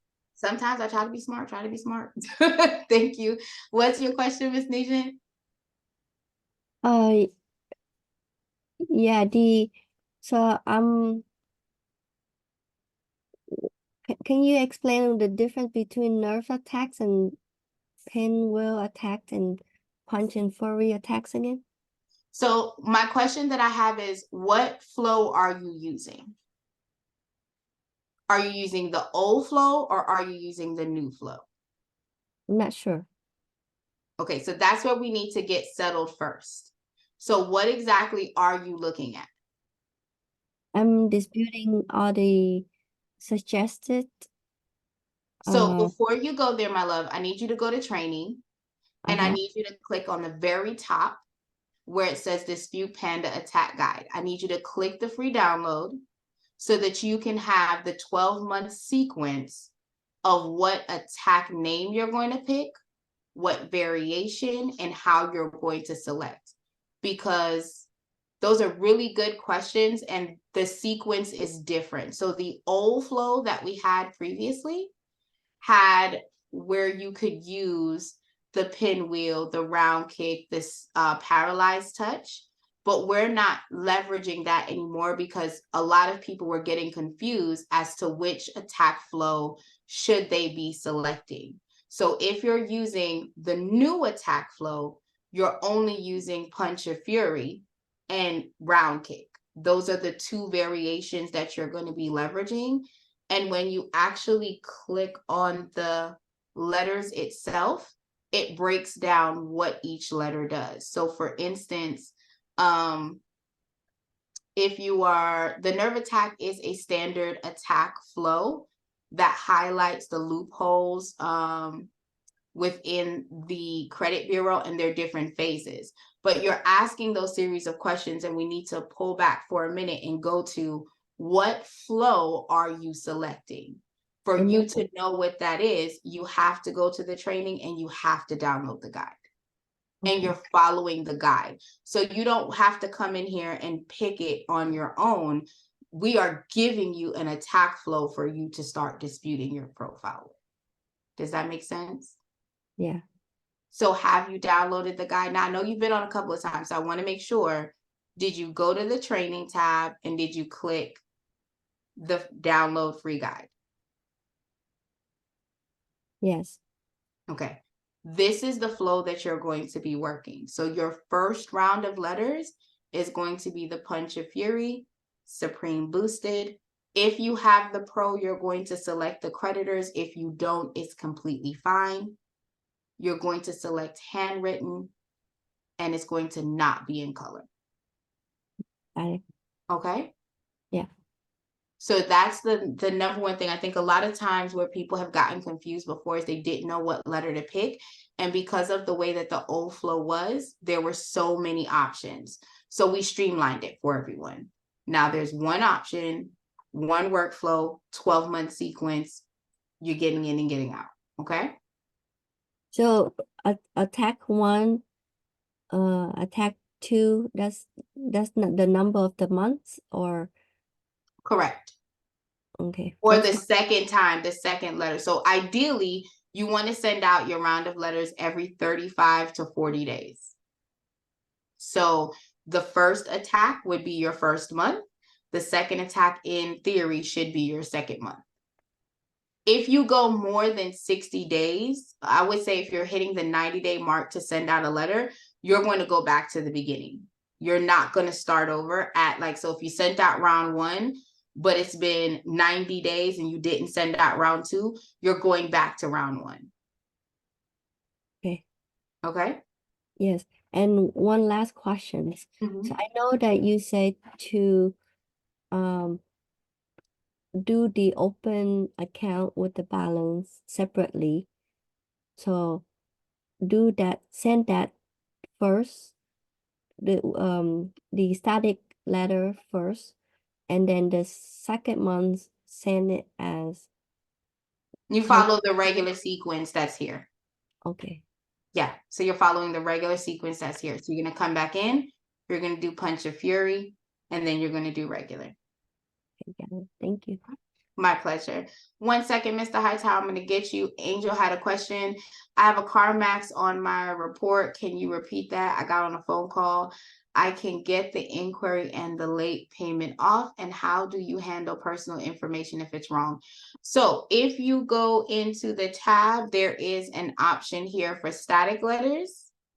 You can scroll down for personal information, and you can generate a specific personal information letter. Also, every single letter that goes out for every single month, including the ones to the third-party companies, have a personal information segment that says, this is my name, this is my date of birth, this is my address. Okay. So all of that information is accessible for you there. Great question. All right, Mr. Hightower, what questions do you have today? So, Ms. May, I have one question. I have a client that had a late payment on their credit report. However, it updated as payment as agreed. Should we still do a static letter if it's still inside of the profile as a 30-day late payment? So when you say inside of the profile, like when you pull the next month, you're saying it's still showing 30 days late? So like if you click where you have that your arrow at Mm-hmm. there, the history, it still brings up a 30-day late. Should we still ask them to remove that? Is it within the last 24 months? Yes. If it's within the last 24 months, then yes, I would go ahead and dispute it. Again, the system does have a late letter generator that goes. So if you did the goodwill letter the first time, then you can come back and do the standard dispute. It will auto pull the late letter specifically for that file. Okay, thank you very much. My pleasure. Great question. Great question. So Sherry and Sophia, was I able to answer all of your questions? You guys feel a little bit more stable as it pertains to the platform? Oh, it looks like I Better, yeah, lost thanks Sherry so now. much. I'm sorry, what'd you say, Miss Sophia? It's so much better to understand. I think you guys made it like super completely easy with that 12 rounds. Mm-hmm. The other, I was doing some really weird shit, to be honest. And so this is so much easier to follow. Thank you. Absolutely. And that's why I stress for everyone to go to the top of the page and download it, because you have your sequence. Now, I'm going to be honest with you. I'm old school. I still love the previous attack. I was very much a red or a blue person, personally for me. But a lot of people were like, I don't know how to do it. I don't understand. It's too many options. Like, which one's the right one to pick? And that's why we streamlined it a little bit more. Right. Thank you. It's our pleasure. So I hope that this was helpful for the onboarding. We are not doing the Thursday call as of yet. If you guys have the pro and you got the pro for the credit repair business blueprint, I always forget the name, that is only available until January 1st of 2024. So for all of you guys that have the pro and have that, and you're looking to like fine tune your business, the on-demand product will still be available for you until January 1st. After that, the pro calls are only going to be specifically on the pro features. We're going to be able to dive in and discuss. If you guys have any questions and you need help with your specific file, my information is in the chat for you to book a call with me. It is my pleasure to go ahead and help and support. What else was I going to say? Other than that, shameless plug, join the community, join the community, join the community. Okay, join the community. This is the site that you want to go in. If you have questions, JM is a beast in the streets. He is always in there. Support, like I said, customer service is here 24 hours a day, 7 days a week to get into it with you, honey. So you want to go ahead and sign up for the community if you have questions. If you want to watch the replay is available on that site as well as on YouTube. So if you are in the community, you can literally click on Dispute Panda Live and you can scroll down and get all of the details, hunty. Okay. If you are a pro member, you can actually put in the pro group because we want to make sure that you have all that you need. Other than that, any questions, concerns, or comments on what we reviewed today?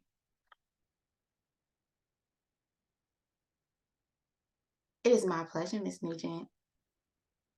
All right. One last question. Yes, ma'am. I'm on the static letter. Uh-huh. Which one do you say to pick again? I'm not quite sure what you're doing, so I would need to know what you're doing first. Dispute the late payments on the open account. So it's called the goodwill letter. So if you're in the attack screen and you're on the static letter, it literally says a goodwill letter is used to request a creditor to remove late payments from your credit report as a gesture of kindness and understanding. Okay. That's the only one? That is correct. Yes, ma'am. Okay. But you would do it specifically for that one creditor. Yes. Okay. Yes, Great, thank great. My pleasure, my pleasure. You have been great and wonderful evening. Love and happiness. Oh, love and happiness to you, Angel. I hope you have a good one. All right, so I hope all hearts and minds are clear. If you guys need anything, let me know. You can always follow me. I'm everywhere in the streets, Raquel May David, to help. And I hope you guys have an amazing night. If you have any other questions, let me know. But I hope you guys have a great one. Bye.